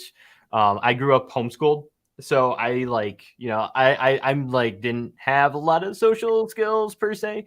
So like even just telling stories just to like coworkers or other people is like difficult for me. And I'm like always screwing up the story every time I tell a story. So it takes time for everything to learn skills, but you'll get better as you go. No, I completely agree. Go ahead, Alito. You're up to bat now. Oh man, I have to go up after Colin after all of those awesome tips. No, I'm just joking. No, seriously, Colin is saying it true. I think, and also Annette, said something that really resonates with a lot of people. Confidence doesn't come easily to everybody. I mean, I think just putting yourself in front of camera is really scary for a lot of people, but it's true. I think the more you put yourself out there, the more you kind of like forget about all that self-conscious stuff. It gets better with time, I think. So I think just keep trudging through it and you'll get better. But like on the fact of like confidence and how it keeps retention, I do think that the energy we put out like into the YouTube verse, into the camera, does kind of translate to the audience. Like whatever you're putting out there, they're gonna feel. So if you're like, oh, all happy and kind of like, hey guys, how's it going, and a little bit rambunctious, people are gonna feel that kind of rambunctious energy, and they might kind of ride that. But if you're feeling a bit nervous and kind of always like well, what am I gonna do next, people will also feel nervous too, right? So I think that is a lot of what we put out there is really important. And to kind of flip to the storytelling side and kind of join that a bit, Sean Cannell at VRA told his story of confidence through like his very first YouTube video. And that's a perfect example. He's like, I remember back in the day, oh guys, well, just check out this video. And it's him like, hey guys, it's Sean. I'm just going to start vlogging. It's not going to be high energy. And I'm just going to talk about daily things. And sometimes I'll vlog and sometimes I'll talk about tech, but I'm just going to do what I'm going to do. That was like a perfect storytelling and energy confidence example, right? He's like, yeah, that's exactly how not to start. But you have to start somewhere. You really do. I mean, from there, he got into getting better and doing what he's doing today. But as far as storytelling, Colin hit the nail on the head there with humans communicate through stories, right? So whether it's like a little anecdote of what you did yesterday or last week, or if you craft your pre-recorded video into act 1, act 2, act 3, I think both of those kind of mechanisms are really going to keep the audience entertained and sticking more to the end. Okay, so let's go back to Angie, but then after Angie, there was a question in the chat but I first want to hear Angie's take on this whole question, because this was a really good question that JJ had asked. So go ahead, Angie. Okay, so how do I say this without sounding like a narcissist? um, Look at Colin laughing at me. My dad always said I was born to be in front of a camera. And I was one of those kids that when there was, plays or speeches or whatever, yeah, I didn't care.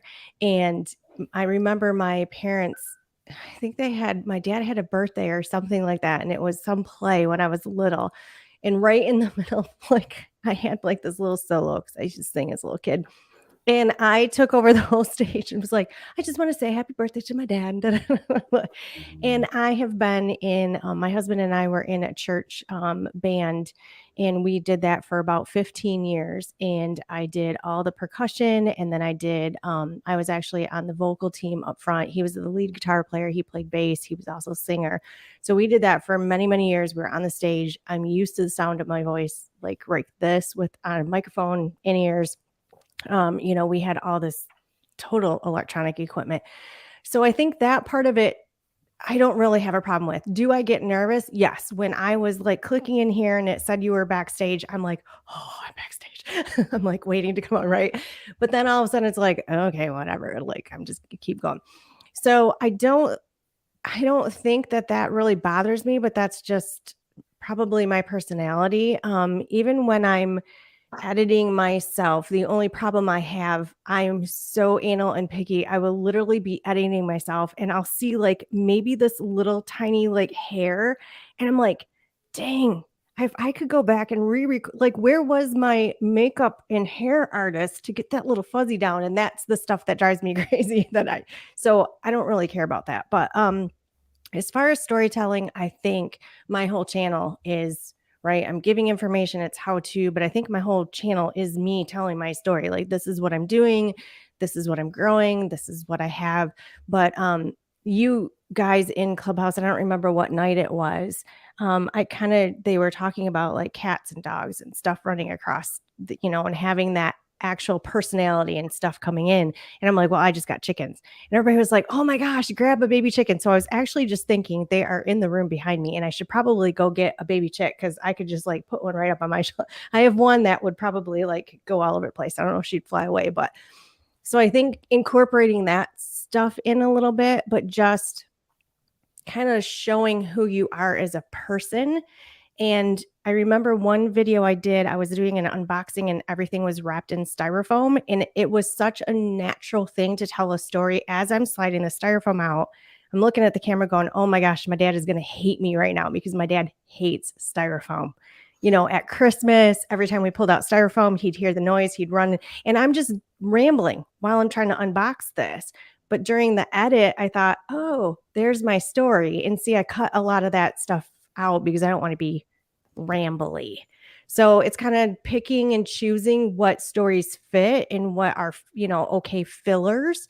But yeah, I guess I'm my biggest critic as far as what my videos look like and how I sound and how I'm presenting myself, but actually being in front of the camera and recording myself, call me a narcissist. I don't have a problem with it.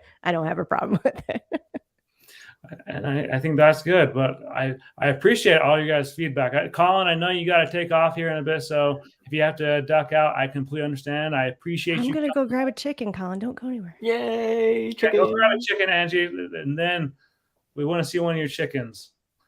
But I want to go back to the chat real quick, and there was a question that was asked, and it said, what tips would you guys share for your success to build subscribers? I'm getting good watch time, but one to build a community. So, Colin, before you go, I want you to answer this question, and then we'll go Annette, and then we'll go Lito. Yeah. So sorry, I was in the private chat there. Yeah. So like tips for building subscribers. This is actually an interesting story. Which starts with me just giving up on YouTube. So I stopped making videos. I was like, this isn't working. This was, back when I think I might have gotten like up to like 400 or 500 subscribers. There's the chicken distraction. We used to have chickens. My parents have chickens. And so when they were in those baby chick states, just holding them and getting them to sleep and petting them was like the greatest thing in the world. Awesome. She's crawling around the back of my head. I gotta try and get her to come name around to me. the other side. Come here, baby. All right, I'll have a chicken behind my head.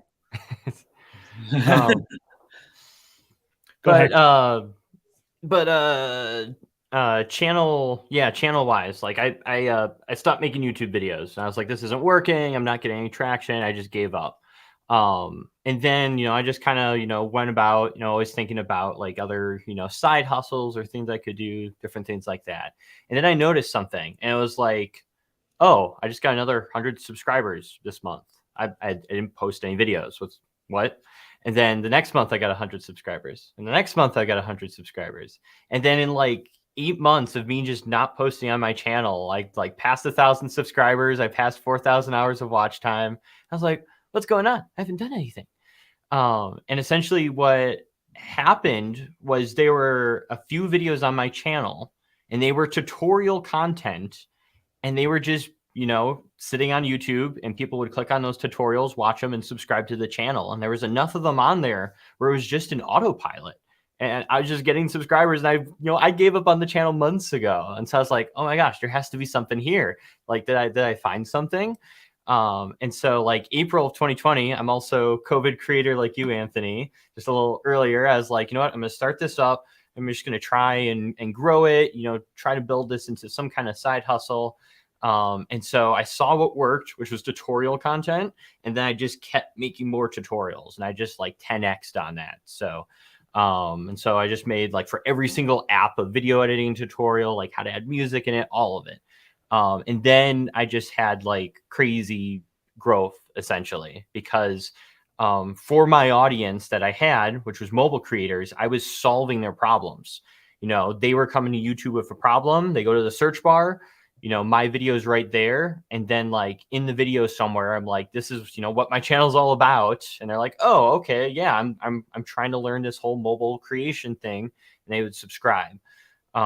So essentially wrapping it up there is just my one tip that if I could tell anyone, it'd be make tutorials, because it's super easy, to help people out and to solve problems for your audience. And they you can probably go to like Facebook groups or, essentially so many other areas wherever they're hanging out, and or Quora or Reddit, and they're probably putting up like questions that they're, asking.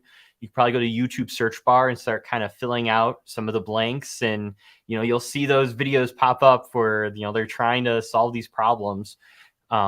And you can, easily, take advantage of that. And then it's consistent, because every single month there's going to be people in your audience trying to solve that problem. And then you just end up having like just this consistent stream of like views and subscribers. So make tutorials. That is my, one thing I've learned over the years of YouTube that has, helped me out a ton. Thank you for that. I appreciate that. And if you got to take off, we completely understand. You know that you're a busy man, and we appreciate you stopping by. No, thank you for having me. I was scared to come up here, but it was good for me. Now I'm getting my jitters out of being on a live stream. So thank you for having me. You're welcome to come back. We're going to be doing this every weekend, so every Sunday night. So you're welcome to come and join next week too. So cool. Awesome. All right. Well, thanks, Colin. Bye, Colin. See you, Colin. Bye, Hopefully Chicky. we'll get more people next time. Yeah. So Annette, let's get your take on that. So like going back to the question, he said like, what tips would you guys share from your success to build subscribers? I'm getting good watch time and wanting to build a community. So what would you say to John? Well, John, I'm a baby YouTuber. I just started my channel, but I will say, because I've been in a ton of these YouTube rooms, and I watch a lot of YouTube education. And so my advice would be consistency, which is something that I'm struggling with right now. But consistency, if you say you're going to upload every week. I don't know if you stick to a schedule, but your subscribers are going to depend on that. You know, they're going to, if you say you're going to do a video a week, then they're going to depend on you to do that. And then also with every video, just try to get better. You know, change something that maybe you thought you didn't, you know, you lacked the last video, and just get better with each video. That would be my tip. And then there was another thing that I was going to say. Oh, and then, you know, when you, I don't know what type of content you do, but when you're doing your editing, just cut out the fluff. That I would say definitely, like, cut out the fluff and just get to the point. And if you have an intro, don't do an intro, because people's attention spans are so, like, forget it. They, you know, they just don't have any attention span. So just you know, get cut to the chase, you know, and just do the whatever it is that you came to the video to do. So that would be it. Hopefully that helps. No, that was great. And Lito, I want to get your opinion on this, because you and I, that's what we've been trying to focus on, is the community. Right. To look at John's question, I think he's kind of asking maybe two questions in that one comment there. So one is how to build subscribers, and then how to build community. So I kind of see YouTube as like a tree. You got the roots and the trunk and the branches, right? And what I've learned through doing a lot of live streams predominantly is building a community is like digging deep into the ground and building a good root system. And it's kind of like you're building deeper when you're doing live streams, because people are reacting to you live. They get to see you, really who you are. And you get that like kind of instantaneous feedback. Whereas when you're making pre-recorded video, there's a bit of like, the good thing about that is because you can branch out more and actually get more subscribers, because your stuff's there 24/7. It's like evergreen content. And like Colin said, he's like, you know, make tutorials. Yeah. And I think VRA says it in a different way, like answer simple questions. So if you're making like something that adds value to people that they're going to search for on YouTube, you're going to get more hits, and that'll probably get you more subs. But if you want to build community, I think doing live streams and really interacting with people, answering the questions, hanging out is really going to build it deeper and get that nice base of interaction from a community. No, I appreciate that. I appreciate that, and I appreciate it. And that's the point, you know, and that we're all kind of, in a way, we're all kind of still baby YouTubers. So it doesn't, that we're all just kind of learning this together. So Angie, I want to get your input on that. Like, how would John grow his subscribers and his community? Okay, so I have a totally different answer to this, and it's because of my personal experience. So please take that with, you know, my niche and my personal experience. So my first thing would be like, what is your niche, right? I believe that my growers and the growing in the channel and the growing in the subscribers goes back to Facebook. And the reason I say that is because not only was my very first affiliate, which I've talked about my story before, like I got a product, that was my very first review. They came to me, said, you want to be an affiliate, blah, blah, blah. Here we are. You know, I'm the #1 affiliate a year later. But what happened was I got into that company's Facebook group.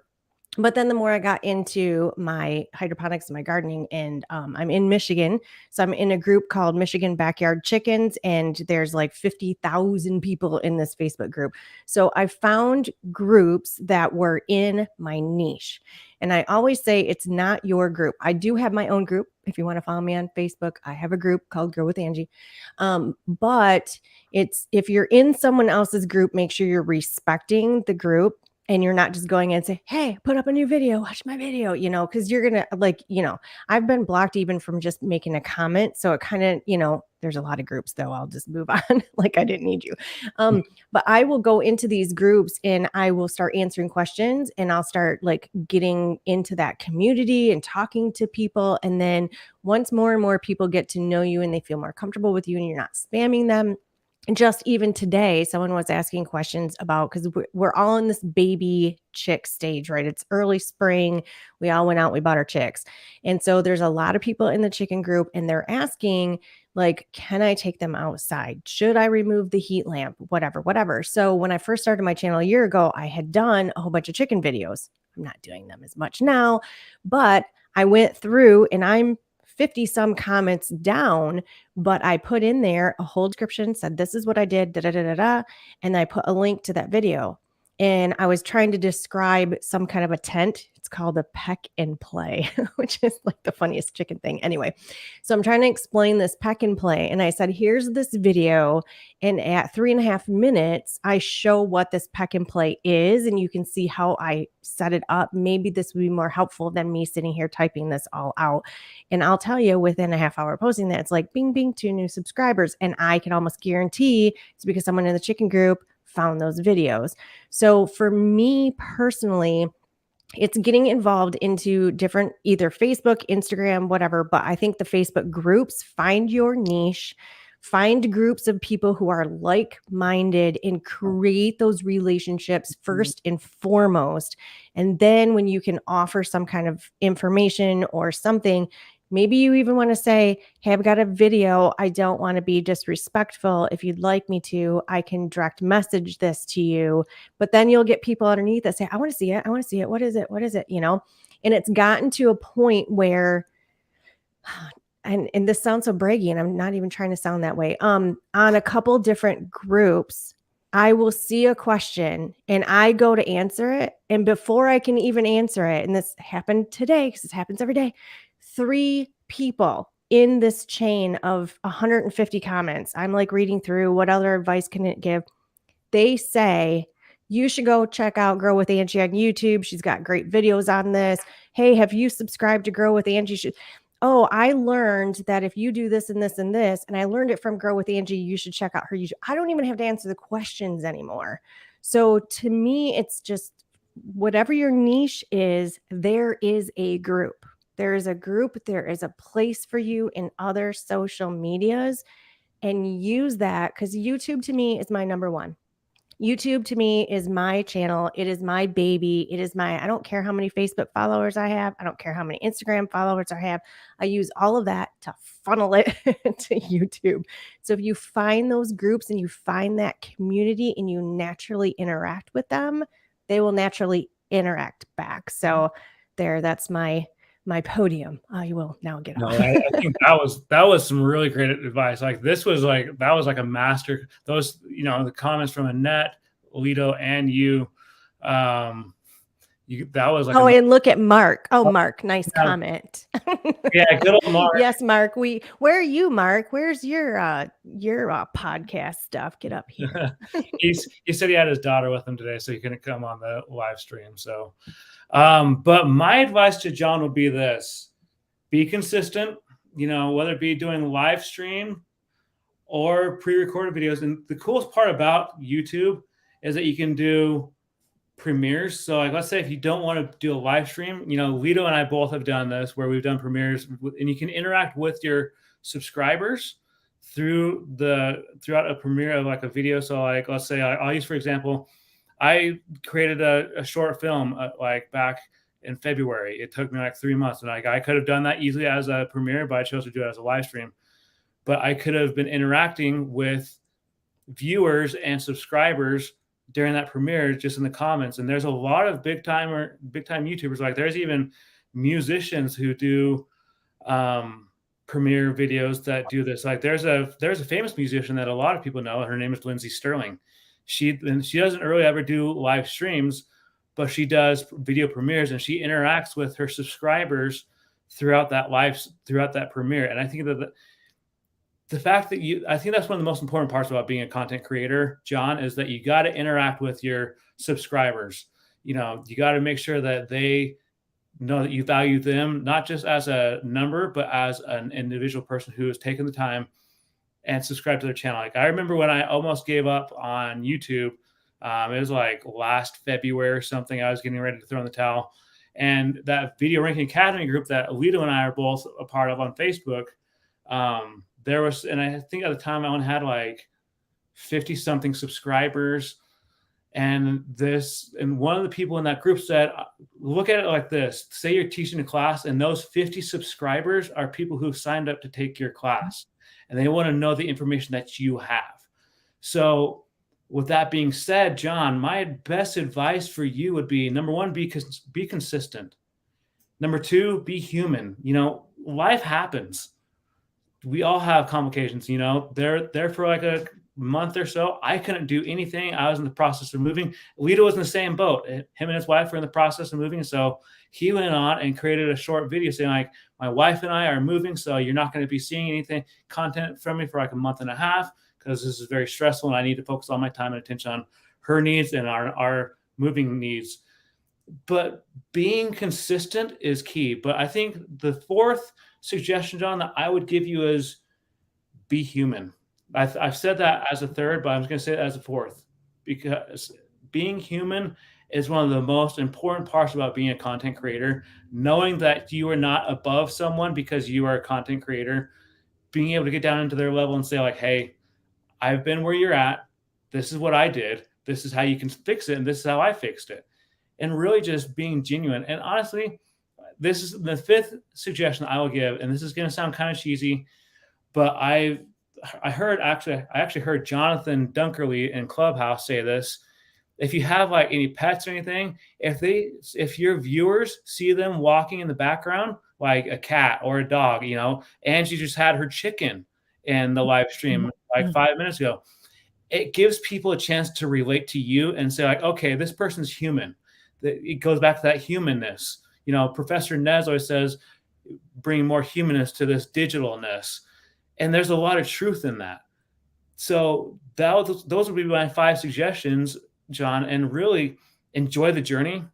Lito knows, because I've had a lot of conversations with Lito over social media about how I've lost subscribers and then I'd gain them and then I'd lose them, and really enjoy the journey of being a content creator, because the more you produce videos and be consistent and get on that same level of playing with your subscribers, the viewership, the community, everything, it's going to come. But there's a great quote that I love, that I've always liked it. I'm a nerd. I'm a comic book nerd. I'm throwing that out there right now. And it comes from The Dark Knight. And it's when Harvey Dent is talking, he has a press conference, is like, it's always darkest before the dawn. And believe me, the dawn is coming. And so, John, I just watched that movie again the other night. It's great. Like, I love the movie. And John, another great quote from the prequel to that would be The Dark Knight. You know, why do we fall? So we can learn to pick ourselves back up. So my goal for you would be follow those 5 pieces of advice that I gave you, and follow the advice that everyone else is giving you, because really when it comes down to YouTube, like, you're on your own journey. Don't compare yourself to like me or to Annette or to Lito or Angie or Colin. Shoot, don't even compare yourself to Mr. Beast, because he's been doing this for 10 plus years. Sean Cannell, I mentioned earlier, he just hit his 1 million subscriber mark this past week. And, you know, Lito brought up his first videos earlier.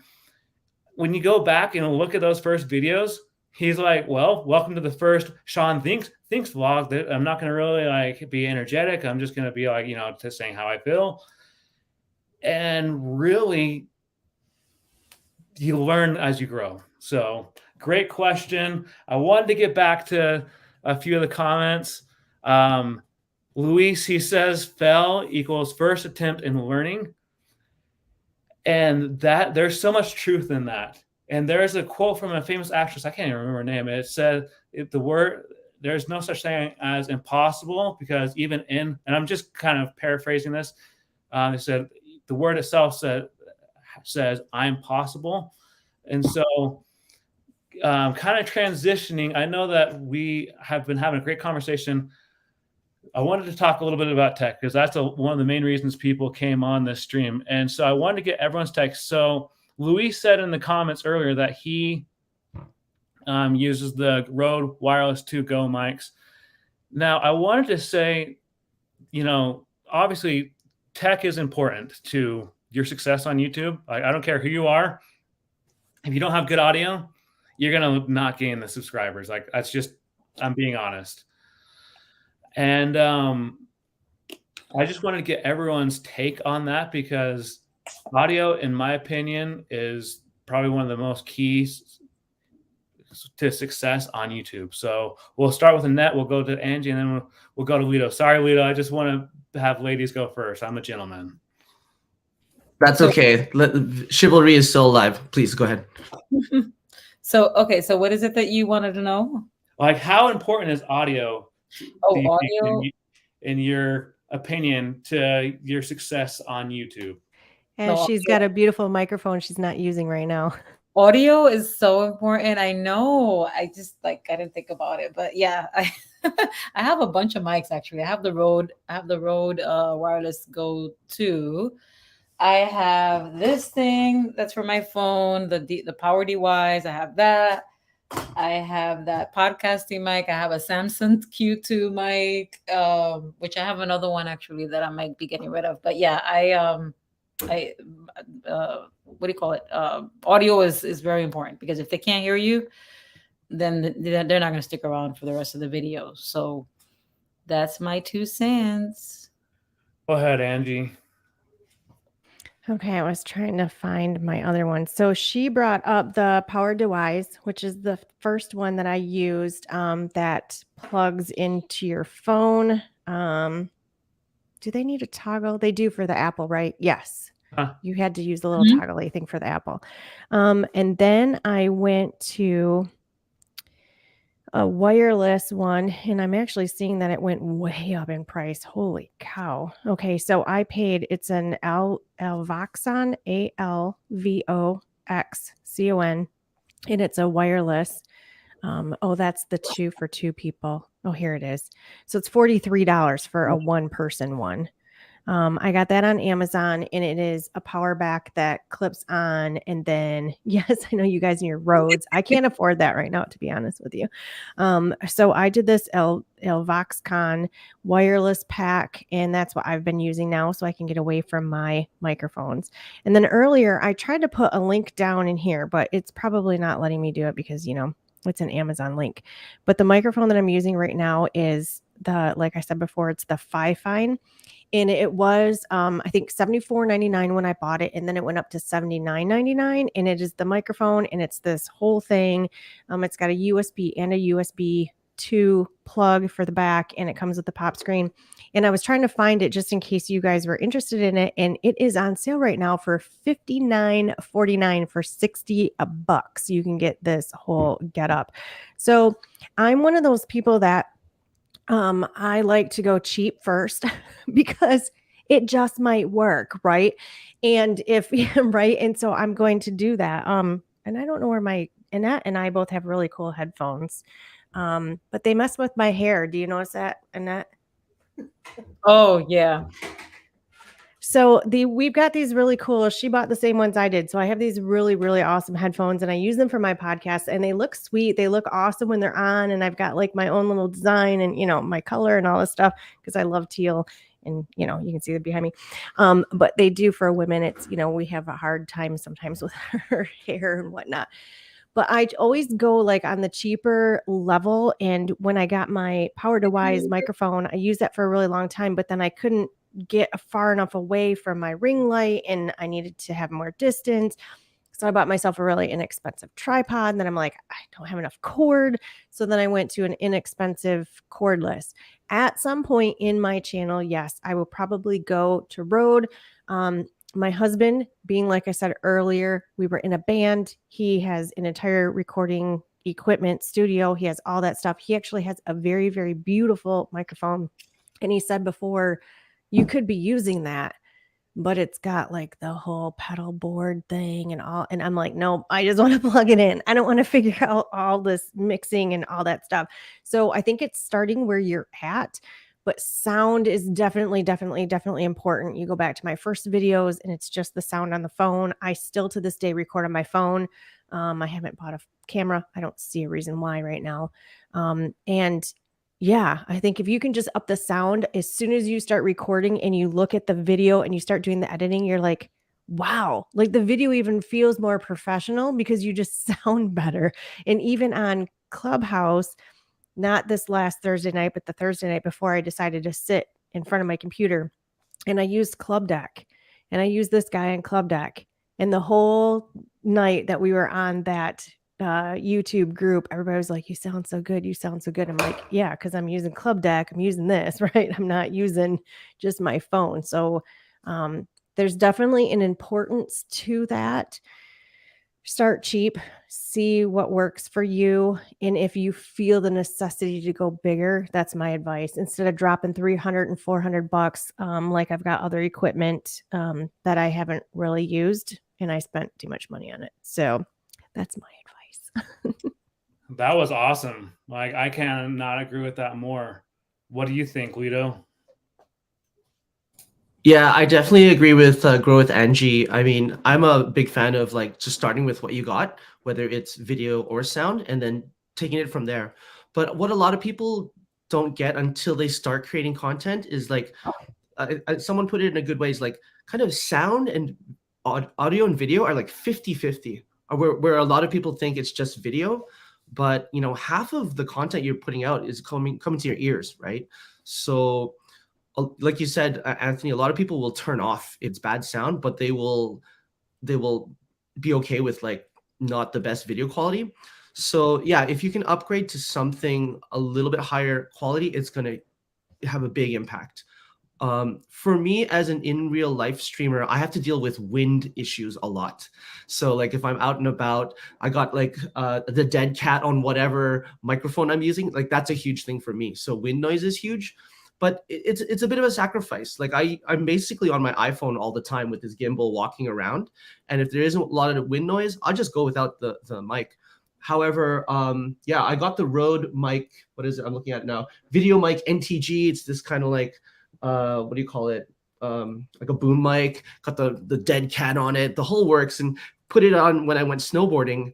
And then what happened was the wire was like pulling onto the side of the phone. It was making the gimbal go out of whack. So I just had to get rid of that and then say, sorry guys, you're gonna have to put up with the wind noise so that you can get smooth video. So it is a bit of a compromise, I think, depending on what situation you're in. But if you're like at home in a studio, yeah, like Grow with Angie said, like the people who are listening to you, they're gonna be like, oh, nice. You know, there's this thing called ASMR. Do you guys know what that is? It's like, you know, people like listening to like the sound of rain and you're like, and if you're eating food, they're like, my wife's totally into ASMR. So we got like the new mic and I put it on everything. I put it on my phone, I put it on this camera, and she's like, oh, that's ASMR. It's like just water trickling from this fountain. She's like, oh my God, that's amazing. You know, the sound is huge. It's like, it's ear candy, I guess you could say.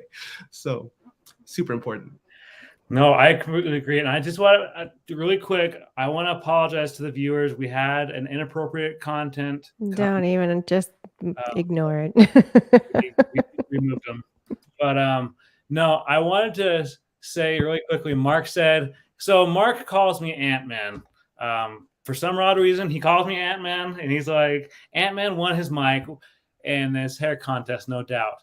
Now, if as much as I want to agree with that, Mark, I can't, because Think Media I actually won it through a contest. I actually did a video on it a little while ago. So I wish I could say it was because of my hair. And actually, I used to color my hair. Like I used to be a dark brown. And people kept telling me, like, why are you coloring your hair? I'm like, because I don't like the gray. And they're like, people pay money for that kind of stuff. And so, and plus, like in my family, like we all have a tendency, as you can tell, all the guys, we look like we're Reed Richards from the Fantastic Four. And then sometimes, like when I wear my glasses, I actually look like I'm like an older version of Clark Kent. So I wish I could say I won my mic because of my hair, but I can't. But no, I think that there's so much that goes into audio. And I want to say thank you to all three of you that that said those, that gave that input, because when I was first starting on YouTube, I didn't understand what it meant to like having the best audio. Like I knew that like I wanted to get like a Rode mic, but then I found out that my DSLR didn't have the right connection for me to get the Rode mic. And so I was like all put out and upset. Well, maybe I shouldn't even do the YouTube thing. Thank goodness I kicked that thought out of my head pretty quickly, because honestly, if you have a smartphone and you have even the lapel mics that, you know, like Angie was just showing a little while ago, you can do anything. Like the first mic I even have this one. I don't even use this thing. I have There not you go. used it since I bought it. So if anybody wants to hit me up, and I'll message you after about that. We'll talk. Oh, okay, absolutely. But really, you just got to have a smartphone. Like a smartphone, the first mic I actually bought was a Sony mic I bought from Best Buy, and it cost me like $20. That's how, and it was a wired one, and I had to have the little toggle that Angie mentioned, but it was so worth it because it took my see, Angie has the smart. Yeah, these things, and Annette has one too. The powered to wise, these things are, I want to say they're like maybe 30, $35. And it's just a little, it's just a tiny little, oops, where am I on the camera? It's just a tiny little lavalier. And I'll tell you what, this company is amazing because it comes with like a little clip for your shirt, and this little wheel thing turns, and I couldn't get it clipped in, and I couldn't figure out, and then it like broke, and I sent them a thing. I'm like, oh, and it comes with a little fuzzy, the little windscreen thing on here too. And I sent them through Facebook in their just a back message. And I said, I can't get this to clip. And then my clip broke. And they sent me 3 replacement clips, no questions asked. I think they wanted to know what my order number was on Amazon. And so I got this other bag of clips, and I've got the other, I liked this clip so much, I put it on my new one. But it was actually missing a piece that helped spun it around. But they sent that out. And then it has a really, really long extension cord too. And I noticed when I used the extra long cord, I was getting this popping and snapping sound, like maybe it wasn't connected quite right or something. So I wrote them again, and I said, you guys sent me this clip, and I'm not asking you to send me another cord, but can I purchase the extender cord? Nope, they sent me another cord. So, and it's like a $35 microphone, and their customer service is amazing. So go power to wise. If you just want to start something, use these. Highly, highly recommend it. Go ahead. That's awesome, Angie. That was my first mic, the power device. Well, and I think that, if you're honest and genuine, like, and, Angie, obviously you were honest and genuine. Companies are usually more than willing to work with you. They're like, hey, we understand your frustration. We've had other customers have the same issue, so we're just going to send you this for free. And they'll usually also apologize. They're like, I'm sorry for that happened. But really, like, I can't emphasize this audio sound enough, because my first YouTube video, I always refer back to it because the audio sucked. I'm going to just flat out say, like, it sucked. I don't even like even going back and looking at the video, because I was such a greenie when it came to it. Like, I was such a newbie when it came down to it. But John, he has another comment. The video mic in NTG is awesome. Someone needs to grab that from you. I used that to start up my channel. So Annette, I think he was talking to you about that, and you and I we'll talk after, Annette. No problem. You know what? Could I just say something real quick about my first video? Yeah, go ahead. My first video, I have an M50, and I did not know how to like do the zoom thing. So my first video was like super zoomed in on my face, man. Horrible. We always look at our first videos and we're like, what the?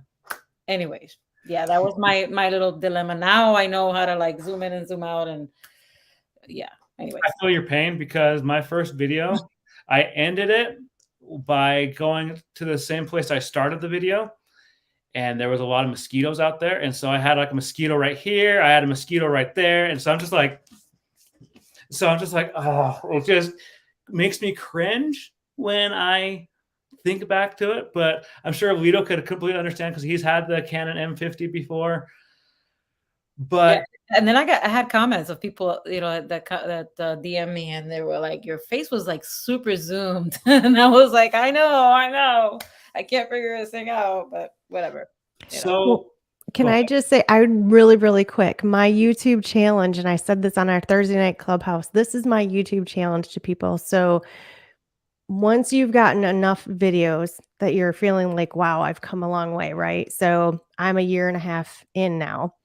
My last video that I posted, I actually redid my very first video. So I went back to that product review. I did that first video. And as I'm doing it, and I'm saying like, you know, it's been a year and a half and I want to redo this video. And, you know, what do I think of this a year and a half later? And all of a sudden this thing clicked in my head and I thought, wouldn't it be really funny if I used that first video for like B-roll and stuff? So I went back, and this was back when I was editing on my iPod or my iPad, and I didn't really save anything because I didn't know what I was doing. So I went to YouTube, I did a download, got it on my computer. So my last video, and I was telling people in Clubhouse on Thursday, I said, I don't care if you wreck my click-through rate, my channel time, whatever, just to watch the beginning of it. It's funny because as I'm talking, I'm like, start it. I B-roll the beginning of my video, and to have it me now, and yes, I'm comfortable in front of the camera, but that first video, I'm like, you know, hi, this is what I'm going to do. And it's just this weirdness. It's just this awkwardness because I didn't really know what to say, I guess. And so I kept using that video, and then all my videos I've done on this review over the last year, I use those as B-rolls. And at the very end of my video, where I usually say, thank you for watching, if you like it, I got some other videos, whatever, I cut my new video, I just chop it. And all of a sudden it goes to the old, horribly lit video. And I'm staying there. If you have any comments, leave them below, hit the like button, hit the subscribe. And I took that first video and I put it at the end. So I think what a fun challenge to all YouTubers, because people do go back and they say, look at my first video, look at this, you know, whatever. And I know Viper did a reaction. He talked about that on one of his lives. He actually did a reaction video to his first video. So I think it would be really fun for a lot of YouTubers to come, or content creators to come out and say, here's my first video and this is where I am now, cut it in, B-roll it, whatever. So Annette, I want to challenge you. In a year, you're going to go back and you're going to use that video, and that's going to be B-roll. That's going to be your intro, your outro. You're going to, and to see the two side by side as one video, it's just, yeah. It will lift your spirits. It made me feel so much better where I've been. And I'm sure in 5 years, I'm going to look back at that video and be like, I was proud of that. But, you know, I think it's a really good challenge for people to do that. I completely agree. Go ahead, Annette. No, I like that. I like that idea. That was all. So I said earlier when I posted this on Twitter and I posted this on Facebook that I had a special announcement. So Lito knows about this announcement because I made the announcement in his live stream this morning. So I'm now sitting at probably 97 subscribers. I haven't really looked since I've been doing the live stream. If I can when I get to the 500 subscriber mark, let me grab something real quick. I will pull this out, my guitar, and I will do a live stream with my guitar. I was going to do 1K, but in talking with people on Lito's live stream this morning, they talked me down to 500 subscribers. The other special announcement that I want to make is that I am 3 subscribers away from 100. If I can get that over 100 subscribers, 2? Good to know. 2 subscribers. I will do a giveaway of one of my limited edition prints, and I will do some kind of a mic, like a wired mic giveaway. I actually have a wired mic that I don't even use. And so can I subscribe again? So I will be doing, it's a limited edition print, any size that goes up to 24 by 36. I will sign it. I will number it. Lito knows about one of these prints. It's a sunset shot. It's actually my YouTube channel art currently. It's the sunset. And I'll give away that first Sony mic that I have, which is still in pristine condition. And it would be perfect for any starting out content creator. So once I hit over 100, that contest will start, and anyone, it will be up to win, whether it be you've already been subscribed for a while or you're new. Those are the 2 special announcements. So Well, I will join if you do a live party because I'm going to be doing a live when I hit my 1K. So we'll see. We'll see how I do that if you guys want to like pop on or say hi or whatever. But Imagine if you both reach those goals at the same time. Like we could just party I'm together. Yeah. Well, I said on Twitter today, and it was so funny. Oh my gosh. So I have my nephew over, my husband, and I always say they don't know a lot about my YouTube world and my analytics and all this. And so I'm watching it. And so I tweeted this morning and I said, this was to my YouTube family. I said, I want to hit 1K for one reason only. So I stopped looking at my phone 10 times a day to check my subscriber count because I promised myself once I did that, I would just put my phone down, right? So I tweeted that out, like, one reason only. I'm just going to check my phone. So I put it down, and all of a sudden, many of you were like, ding, ding, ding, like liking my stuff. And all of a sudden, it said that it was liked by D. Nimmin. And I went, wait, what? So I kind of had a freak out moment that D. Nimmin like hearted my my tweet. And of course, my nephew and my husband had no idea who he was, but I enjoyed the moment anyway. honestly, I gotta be, because we've been going for over 2 hours, and so I haven't even had dinner yet. So in closing, I've got one more announcement. Tomorrow is my 34th birthday. I turn 34 tomorrow. So 34 years ago tomorrow, I came into this world. And so I'm going to be doing a special live stream tomorrow evening. It's going to be like a Q&A. You'll be able to find it on my YouTube channel. I'll probably post about it on Twitter. But I'm just going to be answering questions that people have, whether it be about me or like how I got started with photography, with tech, whatever the case may be. As long as they're appropriate questions, I will answer them on a live stream. So, And not to make you feel bad, but you just ended your 34th year and you're going into your 35th. Yeah. That's what my father-in-law always tells me, because when you were born, you weren't 1 year old. it's like You were a day old. When you were 1, you finished your first year. So you just finished your 34th year and you're going into your 35th year. Doesn't that make you feel great? you feel so much better now. Like, That's how they count years in Korea, actually. You're not like 0 years old. You're like, yeah, that's how they count it. well, anyway, do you guys have any closing remarks for anyone on the live stream before we? Yeah, I wanted to say, Annette, I'm so glad that you got your Zoom working. You're looking great. And just keep it going. Grow with Angie. I think it's really important, like, that we celebrate these landmarks, or what's milestones of our subscriber count. But at the same time, yeah, I know the idea of looking at your phone 10 times a day. I'm like, did I get one more? I'm almost there. But at the same time, like, I'm starting to get away from that and saying, okay, if I really want to grow my subscriber base, just make good content, make the best possible content you can, and they will come. Like, if you publish it, they will come. So I want to say that to you, Anthony. Like, well, let's get your 100, but there's gonna be many more 100 after that. Like, just remember that. So let's celebrate those milestones. And yeah, and thank you guys for having me on today. It was a lot of fun. Yeah, it was. I'm glad you came up. I just want to say thank you. Thank you, Anthony, for having me on here. And I'm so glad to be a part of this wonderful community. Like, you all are my friends.